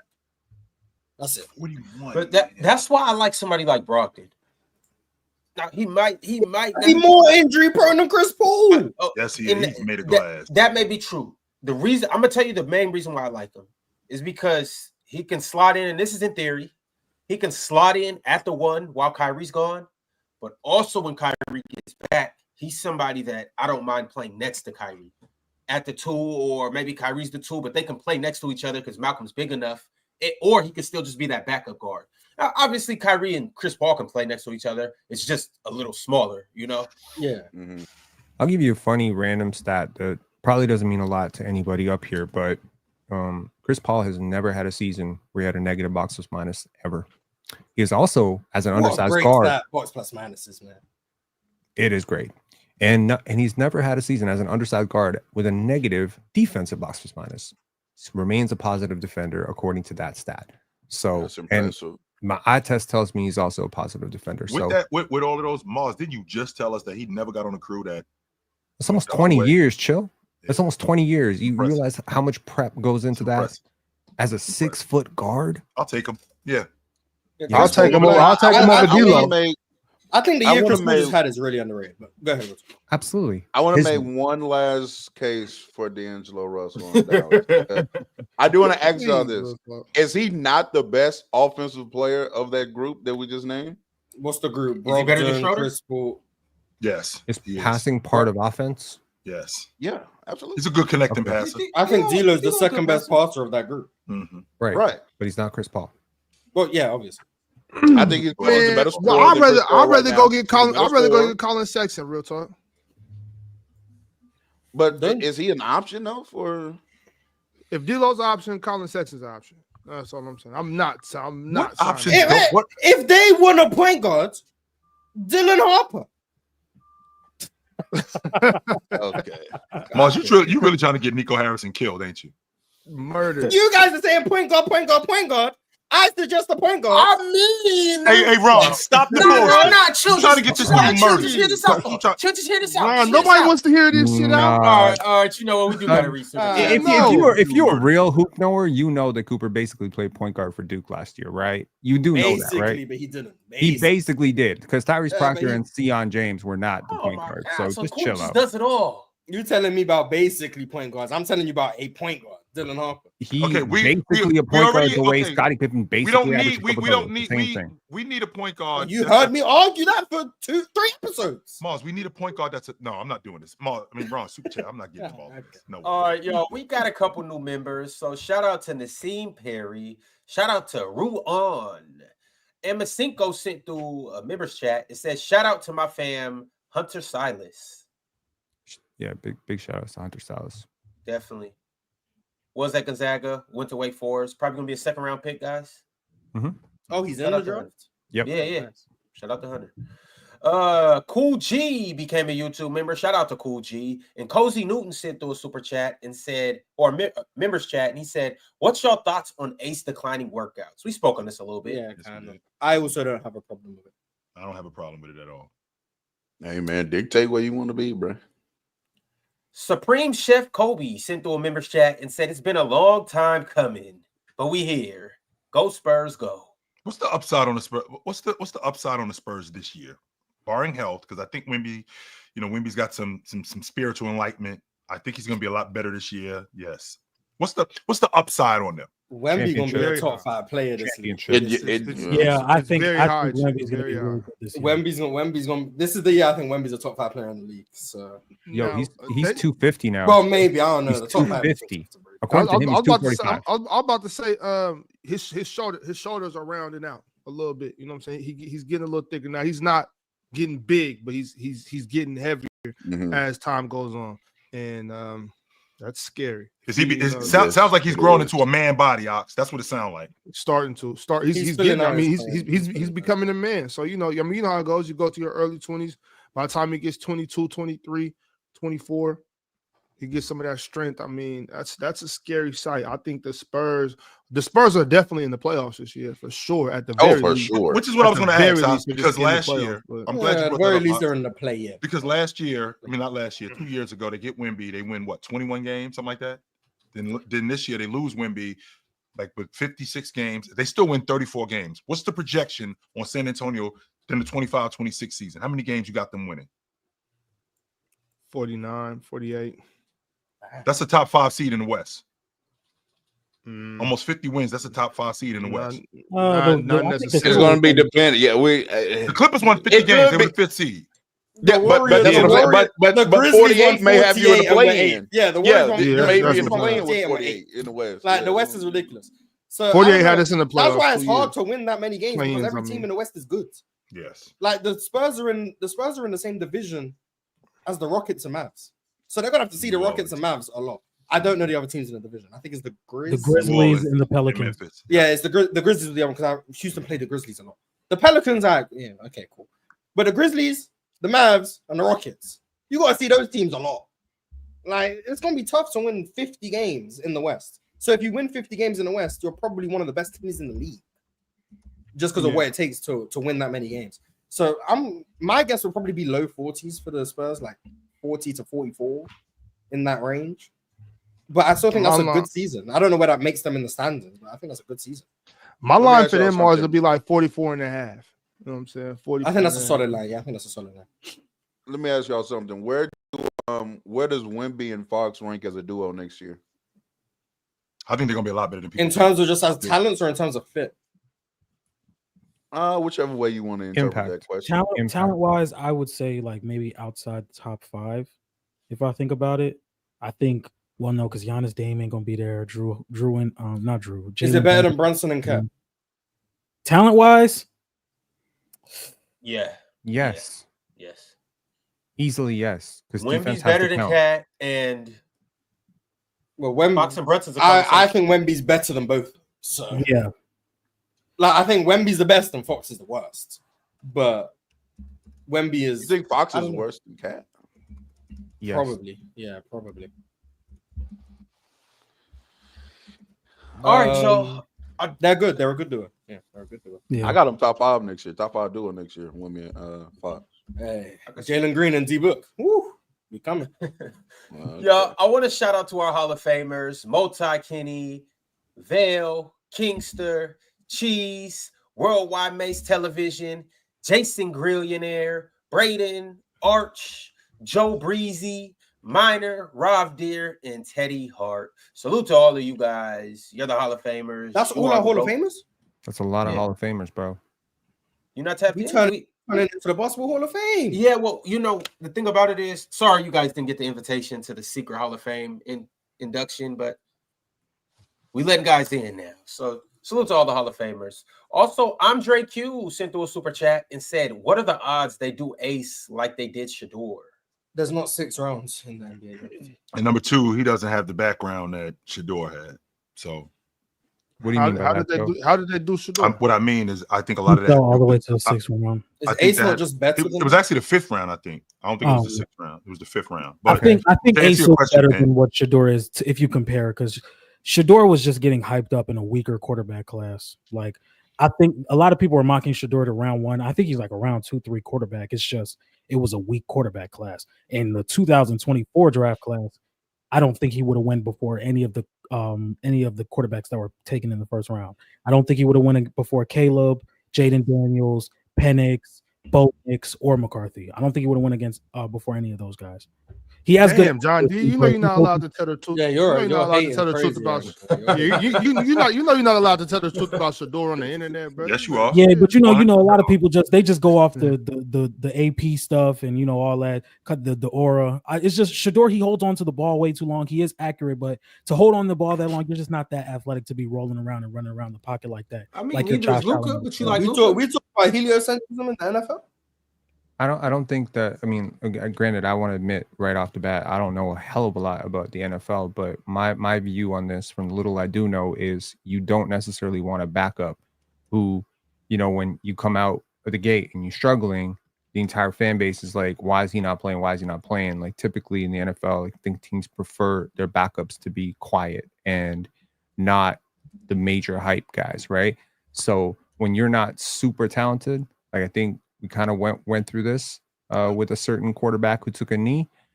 You go through that where you're not like one of those top 20. Now I gotta weigh out how much off court stuff is gonna come with you, or the off the field stuff. I don't think Ace is the same way. I think teams are genuinely concerned that he may not have the will or desire to fit into an offense that doesn't revolve around him. That's it. I don't think that's the same concern with Shador, from what I understand. I mean, but the point still stands that they did kind of do Shador away, because he was projected to go like top 10 at one point. And but why was he projected? Even his name, right? people that were low, on him were like maybe bottom of the first, second round. For him to drop to fifth, like Yeah, that was I didn't expect they were fifth drop. They were proving a point to him. They were trying to stick it to him a little bit. They were. And now he's finna start for Cleveland. That's what's the funny part. I don't know if that happens to Ace, but if it does, it wouldn't be as drastic. But like maybe Ace He'll does probably kind of drop fall to to like the end of the lottery. 9th or 10th pick. Yeah. You know what I'm saying, or something like that. So Ace was the one that said that he didn't want to play with LaMelo. He could have. It's safe to assume that maybe. I don't know why you wouldn't want to play with a top 3-point guard, but I mean, that's Facts. speculation. I think it might have been a top 3-point guard in Charlotte. No, he had good things to say about LaMelo and Brandon Miller. He had good things to say about them. I don't think he wants to work for Charlotte. I think that's where it is. Hey, if I'm Charlotte, you don't got a choice. Come put on your goddamn practice jersey and go get on the line. See, that's the problem right there. No, They can ruin another prospect. I'm not playing for y'all. LaMelo, Brandon You're gonna Miller, waste the draft pick. and Ace? You're gonna waste the draft pick picking me, Ron. I'm telling you that right now. I'm not coming to Charlotte. All right, y'all. Tupac Westside said, "What's up, John D? I think the Lakers should look into someone like Amari Williams. He has most of what you need in a center. Hope they get him in the second round." Speaking of centers, why am I drawing a blank on my guy that Charlotte picked and he went back to Spain and then the Knicks took him? James Najee. Najee, yes. I remember Amari Williams is solid. He just, to me, he seems more like a 4 at the NBA level. To me, honestly, if I'm the Lakers and I want to draft a center, I'm looking at one of Brooklyn's picks. They have 5 picks. See if you can get 26 or 27 and go get Kalkbrenner out of Creighton. He does provide some really good size. Could be a decent rim protector and rebounder.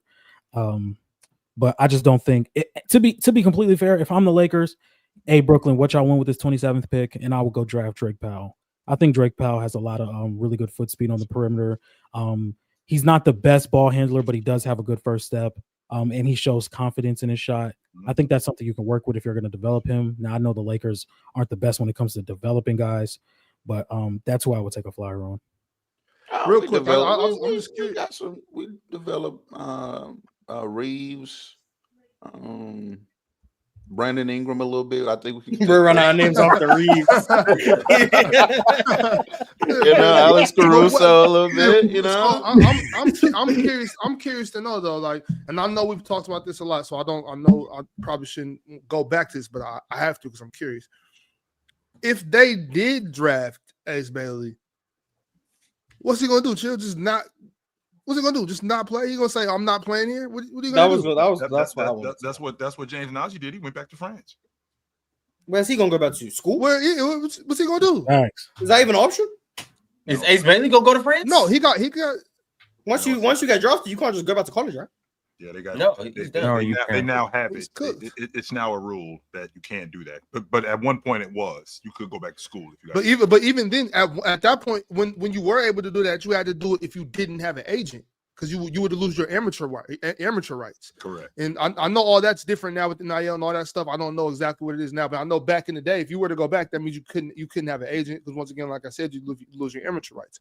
What would he do if he gets drafted there? Because if you get drafted as a rookie, what that's in the first round, especially what's a 2-year and a team option or 3 in the team option? What is it? Like typically, I'm saying like, what are you gonna do? Just sit there for 3 years? Just refuse and just ruin your stock for whenever? You know what I'm saying? Like, Yeah. Big Ox, I'm gonna tell you what he gonna do. He gonna take this practice jersey and get his big ass on the baseline. That's what I'm saying. Like, what you mean? You over here, bro? You with us? You better hey, make yourself at home, kid. Okay, get ready to catch these LaMelo oops. Like people act like it's something new for draft prospects trying to control their draft positioning. They're not. Jalen Suggs, Evan Mobley. I mentioned this 2021. They didn't want to go to number 2.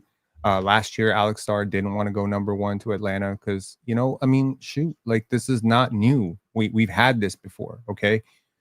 Steve Francis didn't want to go to Vancouver. That's a totally different situation. But yeah. And that last super chat about Amari Williams, that's a dope super chat. And I think he would be a great fit for the Lakers, man. He grew up playing soccer. He's shown a lot of promise as a defender. A draft guide that I like to follow has compared him to Al Horford, Jalen Williams, and Isaiah Stewart, 3 players that I love a lot. So, yes, it's good. It's a decent player. 5-year senior, though. It's Chris Jones. Said, chill. The Knicks got your boys in green and white scrambling. Eat it, hater. Imagine that.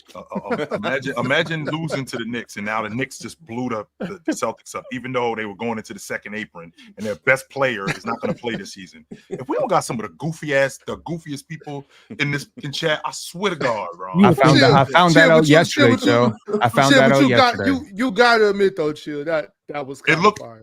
It looks a little suspicious. That was a fire super chat. And on top of that, I'm not a Celtics fan.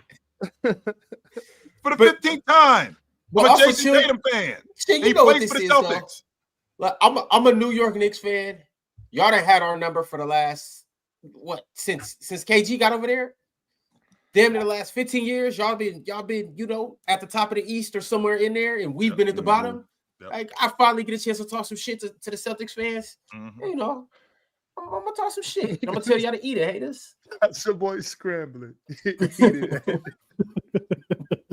Raging Red Rex said, "What do y'all think about OKC reportedly wanting to trade into the top 10, specifically the number 9 pick with the Raptors?"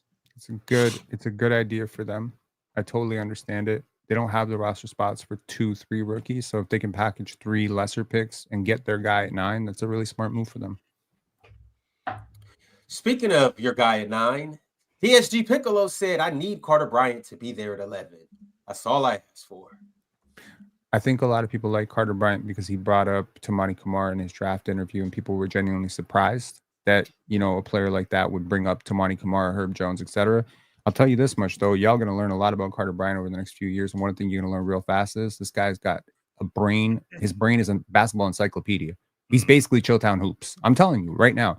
His brain is basically like he'd tell you, if you ask him, like, oh, 1992, this guy came out of the draft. What school did he go to? He'd tell you right away. Is this frontal vortex? Is that more developed than other prospects? His prefrontal cortex, yes. Yes. All right. I don't know why you called it a vortex, but that's cool. It's not a vortex. Andre Q says, shout out Kyrie for taking less bread and keeping us under the apron. Heard we looking at D'Lo or Brogdon. Would love either. I would take D'Lo before Brogdon.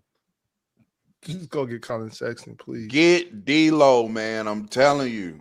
Get Chris Poole, man. I got defense around D'Lo. Real talk. I already put my money in for them. All right. So I'm putting my money on Dallas with the West. Now if they mess around, so you want to keep D'Lo away from them? Oh God. Okay. God. Understood. He is a swing player now, bro. When D'Lo good, bro, he really good, bro.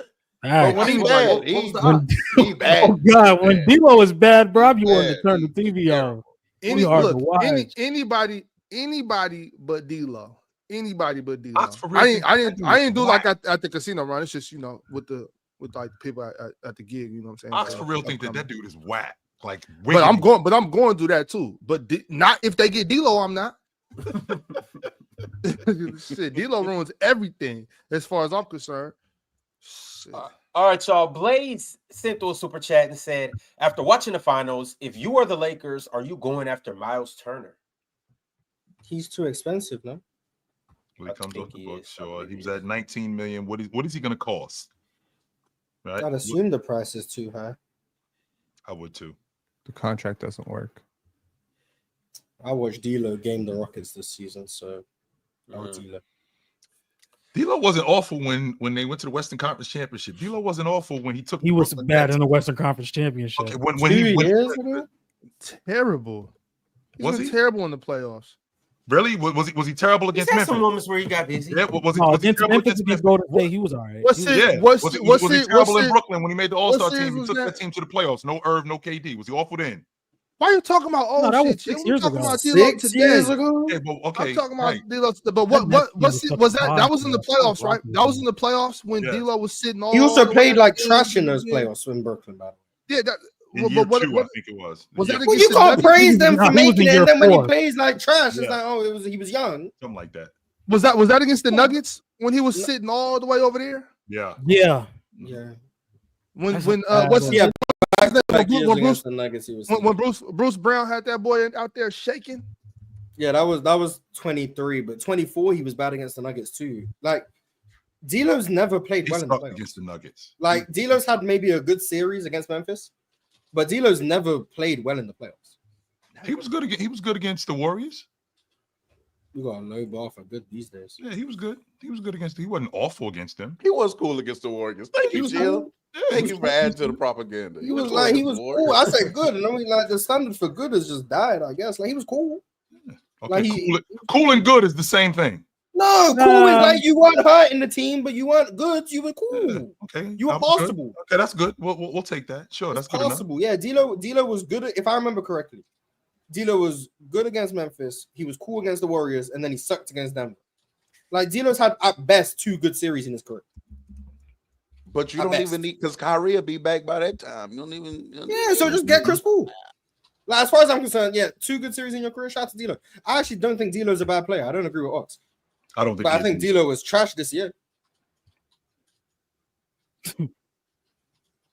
All right, y'all. Leaf Diggy said Spurs don't need a guard. Mavs don't need a wing. Call me crazy, but Cooper for Dillon trade, is it possible? Leaf is wild as hell. Leaf 2 and 14 for the one? No. Nico Harrison. Leaf gonna get Nico killed. He is. He's gonna get him. He just said he doesn't need a guard, but then you want to.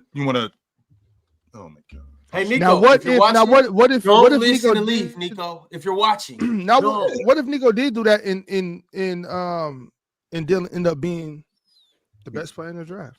That'd be great. That would That'd be be dope. fire. That would be super Then he dope. traded Luka Doncic for Dylan Harper. That's essentially What if Dylan Harper ends up being better than Luka? Then he traded Luka Doncic for Dylan Harper. It's the That's same really- thing. It's just maybe I'll say it with a better tone. And Same thing. and Max Christie. And Anthony Davis. Oh, All right, y'all. Right. Shout out to Trevi. Yeah, right. Shout out to Magnolia Wax. Shout out to Mavs, Flag, AD, Kyrie for all becoming YouTube members today. If you're not a member yet, join up, subscribe, and keep doing what you're doing in the chat.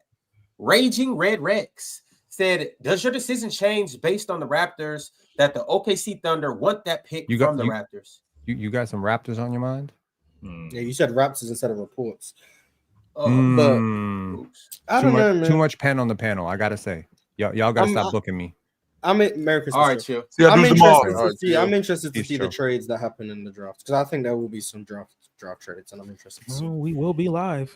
You're It going doesn't out. even You feel go. like Wait, it's the wait, Mars. draft I want to today. get your Like, let's take on go. this. Are you sure there's going to be a trade today? You're positive? That's what you're going for? Okay, cool. Got you locked in. It's a little bit your own medicine, okay? Because if there was another Mars up here, he'd be like, "Oh, big freak, sky is blue." I would do that. So Shout out to Mars. Jonathan Frazier said 11 a.m. Eastern time, Monday to Friday. I'm here from now. PC is the best out there. Ron is still an ill host, but the rest of y'all hold it down big time. Respect. Yes, and No please, doubt. for the love of God, to the chat, stay out of my live streams. Stay the hell out. And of with my that, and with that being said, from that super Sorry, chat, sorry. I just want to take this moment real quick, y'all. If you give me just 30 seconds, but not even 30 seconds, just 10 seconds. I just want from that super chat, I want to take this time to say to back in D that if that's your little man's name, you know what I'm saying? Like that was a complete misunderstanding. I swear to God, like I'm sorry. Happy birthday, little man. You know what I'm saying? I thought y'all was messing with Ron because that's what y'all like to do. And you know, maybe I just overthought that. You know what I'm saying? Didn't sleep that much last night. You know what I'm saying? Forgive me, little man. Happy birthday. You know what I'm saying? If you tell your pops to get at me on IG, I'm gonna send you something. You know what I'm saying? Apologies. You know what I'm saying? For real. I love the kids. Y'all know that. That was a big misunderstanding. Lil D, happy birthday. I wonder if his name is that because back in D, maybe his son's a junior. But either way, Diori is a beautiful name. You know what I'm saying? For real. All right. Oh, now it's a beautiful name. I got you. Shout out back in Diori. Luca Aaron Gino. Luca Aaron Gino became a member today. Shout out to Aaron Gino. Trayvon Ray said, John D. How do you feel about Neoclis Abdalis. Also, OKC gets a top 10 pick. Sam Presti needs to be investigated. Bro might be the devil. I'm not too big on Neoclis. First time hearing of him, to be completely honest. Okay, Neoclis is a really, really good player, but unfortunately, he has withdrawn from the draft, so you don't need to worry about him. But he could be a lottery pick Where's he next from? year. Greece. Pin, I gotta ask you a who does he question. play? Oh, so we gotta compare him to Giannis, obviously. What's up? Pin, why do you? It seems like you get a little perturbed when we mess up those names over there, and it's like, what do you expect, bro? Like, you know what I'm saying? I didn't get perturbed. I helped him out because he paused, and I just said Neoclis Abdalis. No doubt. Okay, who does he play for? I'm sorry. Do you know? What do you mean? Who does he play for? Like what club does he play for? He is playing over in Greece. He plays for does he play for Peristeri? Yeah. Yeah. Or Peristeri? Trayvon Ray said they could go 82-0. I would never take a team with TJ McCollum seriously or consider the team serious. Somebody don't know, boy. Trayvon Ray with another super chat and said D'Lo is another unserious player. If I'm Dallas and his agent calls, I'm smashing the phone like it's been tapped. I'm smashing the phone. I'm moving out the crib. The whole house has been bugged. We shutting down shop. We done. Yeah, the Uh, D'Lo Ryan. I saw in Brooklyn was very stinky. Were you asking where he's going to play this year and why he went back? He's going to Virginia Tech. Oh, he's going to college. Yeah, that's the new Oh, thing that all these kids are that's doing what's because up. of NIL. They're That's getting a what Casper's lot of did, money. right? That Casper Siakachonis did this as well. Hugo Gonzalez could have done this as well. I think Mario Saint Superi is going to do this as well. So there's a lot of players coming over from Europe. College basketball is about to get hella hard. Hella hard. That's what's up. Shout out to Daddy Pig. Daddy Pig became a YouTube member. MP13 said whoever comes out the East is getting dog walked in the finals anyways. Philly and 6. I don't know what he talking about. Yeah, it was the Philly and same narrative this year. Y'all didn't see the OKC parade? That was dope. That was dope. I had a dentist Yo, appointment. Unfortunately, Yo, Diesel. Oh, couldn't Ron, I got Hey, what a you dentist drinking, appointment bro? this Friday. I just want to let you know that. And in you can advance. hear it like loudly. No, I'm just asking. I'm just curious. I'm just curious what you drinking. Oh, strawberry lemonade. Simply strawberry lemonade. Okay, see that makes sense. That makes sense. Because bro, you be drinking that shit like it's like got the elixir of life in it.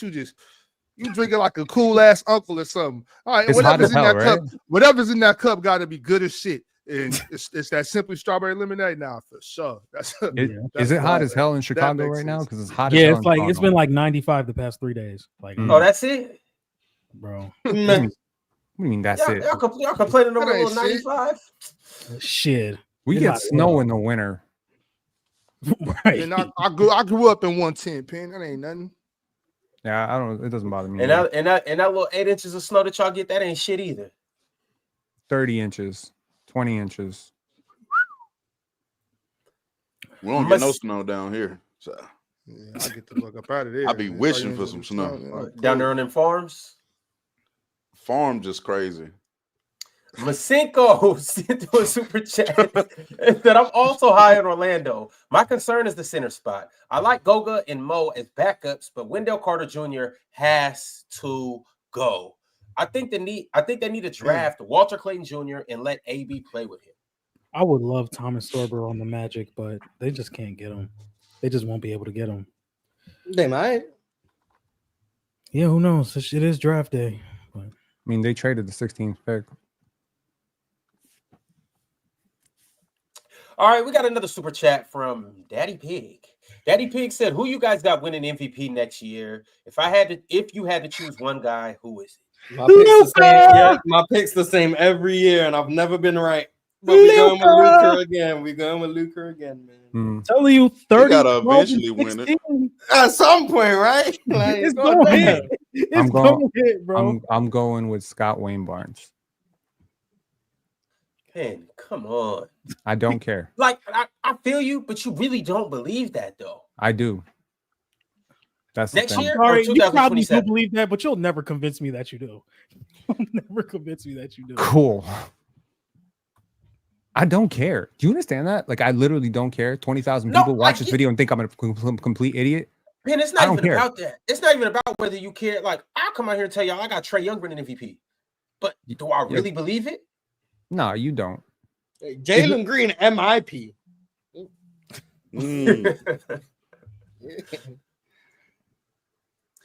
All right. Oh wait, I got Luka too. My bad, I got Luka too. So we got a Luka sweep up here? No, I we do Was not. it- I have I a had- Luka sweep yeah. up here. No, my bad, Pig. Count the votes. My bad. All bad. votes count. All right, you're right. I got Trying to no do- run. Ron trying to do voter I suppression. can't. You trying to do voter suppression here? I And don't it's appreciate crazy. that. It's Do crazy. you see our president? Shit. Nah, Ron be acting like George Wallace for real. I ain't gonna lie, but George Wallace. That's crazy. Trying to make me for real. line up But, for 8 nah, hours but- in but- line to cast my vote. Take my And vote. it's Respect crazy. my vote, bro. It's a free crazy because country. the trade that happened. But like, I really want to say I got AD. Like Mars, you kind of threw me off of that yesterday. The AD for MVP. I was somebody there said, but I think it. And then Jason Tatum's hurt because I had him last year. I would have had him this year if he was healthy. I think Luka's probably the best bet right now for MVP. He gonna have a narrative. He gonna Well, he have on it. Yeah, and he's in LA The too. only concern Yeah, LA, is yeah. anytime a team with LeBron is good, he's gonna get MVP votes.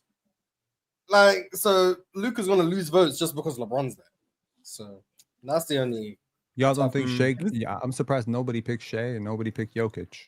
It's interesting. I'm going, hey, Jokic is I'm too going easy Wemby. of a pick. Jokic I is got done Wemby. winning MVPs, man. We good on Jokic, man. Jokic is done winning. Yeah, I'm good off that, bro. Argue he was the best player in the league this year. I think Shea can. And take he ain't another winning. step. No, that's voter fatigue, but maybe next year's voter apologies. I will say if Shea starts shooting the three, well, what about Ant Edwards? I mean, no one talking about Ant Edwards as an MVP candidate, but if they solid cook up, pick. if they not cook bad. up and It's he not a takes bad one more step up, right? So, and Well, you know what about And- Kevin Durant? No, but what about Cade Cunningham? Hold on. So Cade, yeah, but KD just no. No, Why? voters, man, voters. They're not. They're Yo, not giving but that's KD what I'm saying, though, KD's one of my Pit. favorite players. Yo, If the Rockets finish top 2, God forbid something happens and they finish top 1. God forbid. well, I'm saying- he's telling you the Freudian truth. Okay, I'm saying like KD averaging 28, 29, 30 on a he's not first or second averaging seed 30, team bro. in the West. That's not what he's going there to do. I don't know what you think he's gonna do. They're not doing that. So he's not going to get KD existing is 25. Wait a second. Hold on. I I forgot for a second. My brain malfunctioned. Yes, Ime Udoka is the coach. So KD gonna play 48 minutes tonight. Okay, Victor Wembanyama. Victor Wemby's Might have some real hype. Wemby for real. Like if he's healthy, I he can was see that. DPOY. Yo, what Shea did this year? Scoring title, MVP, Finals MVP, all that stuff. MVP. I don't know. Maybe Wemby could do DPOY, MVP, first team, Western Conference Finals MVP, and crazy, yo. championship. That's actually possible though. That's Is actually very possible. legitimately possible. at some That's how- point in his career, not next. Yeah, in, like He yeah, was the in, favorite to win DPOY this year. in the next 5 seasons, I could see that happening at some point. I can That's see it not happening that's a not couple too times. far fetched. He's gonna do some crazy ass shit. Couple times, God. That's all that Bro, Shea shit is over with though. You know what I'm saying? Like, Bro, I that- seen him training with those monks in China. I was like, game over. Game over, man. That's some Kobe shit. All right, y'all. Kobe only has 1 MVP, so that shit ain't work for him. Yeah, but Kobe wasn't 7'5". If Kobe was 7'5", be better than Michael Jordan times 2 and Kareem. Well, Victor Wembanyama's not better than leave Michael Kareem Jordan at it. times Could have 2. gave Kobe. Unless he ain't say Bill Russell. Just saying. Christos Karasoulis said the Knicks will win 3 series before Mars gets a lineup with the do-rag off. Stop disrespecting us. We just made the Eastern Conference Finals. When will y'all learn? When will y'all learn? like, goddamn, this happens all the time. Like, yeah, man, let them do their thing. And anybody could walk up them funky ass steps and do this shit. I don't think Philly would trade him. It's crazy. Andre Q said, well, y'all know Luka is great on offense, but I promise he will piss you off watching his terrible defense. Fat MF dribbles the shot clock away. That's the problem. You guys be watching Luka on defense. Who are you I don't know why calling you doing MF? something. Exactly. Don't be I calling don't Luka. know. You want to just annoy yourself. Yeah, watching this Lakers game, let's see what Luka's doing on defense. You just want to be annoyed at that. Don't be calling Luka an MF. That's very disrespectful. It's very Trey disrespectful. Q. Very disrespectful. Oh, it's just Don't the word. appreciate it. We use that in our community. Oh, is that a callback? Pin? That was a No, callback. Okay. No, Yeah, I'm offended for Luka. Oh, See, like, but this the thing. When I'm talking, I could be like, this M motherfucking run, and it gotta be nothing disrespectful. So it's okay for you to say it. No, that's not. Yeah, I've never had Mm. a problem with anybody else up here but you. So Everybody you has a can't problem call with me an MFer. No, you. But I everybody ain't else, got no problem. we have good banter. Hmm. Hey, Y'all all know better than to call me. I was standing up for your guy, Luka. Shit, I don't know why you brought me into this, but cool. Yeah. Racist. Shout out to Luka. I think Luka's gonna have a hell of a All right. season. Luka has always been a hell of a basketball player. So you know, man. He definitely has. We got one more. He's a dope we got MF. one more members chat from Trevi. I look, he want to get that up on the screen. Yeah, and this is last but certainly not least of the day from Trevi. He sent through a members chat. He's been around for 1 month, and he said, "Real talk, John D. ... 2026 ... ring season ... But bruh, the Lakers look like they're gonna struggle to get a decent big man next to Luka. MFs. Trevor, you might want to watch your mouth. MFs got me missing Dwight Powell like never before. Ideally, y'all want LeBron or AR as the second scoring position? Luka. On a game-to-game basis, I would probably say I'm still gonna go LeBron. I'm not gonna nuke this. As for the center's position, yeah, it does look like it's gonna be a little harder to get a center.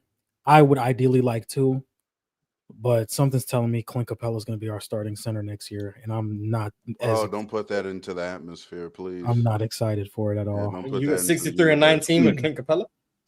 No, No. we'll be 63 and 19 with Bam. So start I'm Clint, start hoping- Clint Capella and Bam. It's the reports. Okay. I don't know Alright, why. y'all That's burning been it down. a thing. Yeah. I don't know why that's been a thing.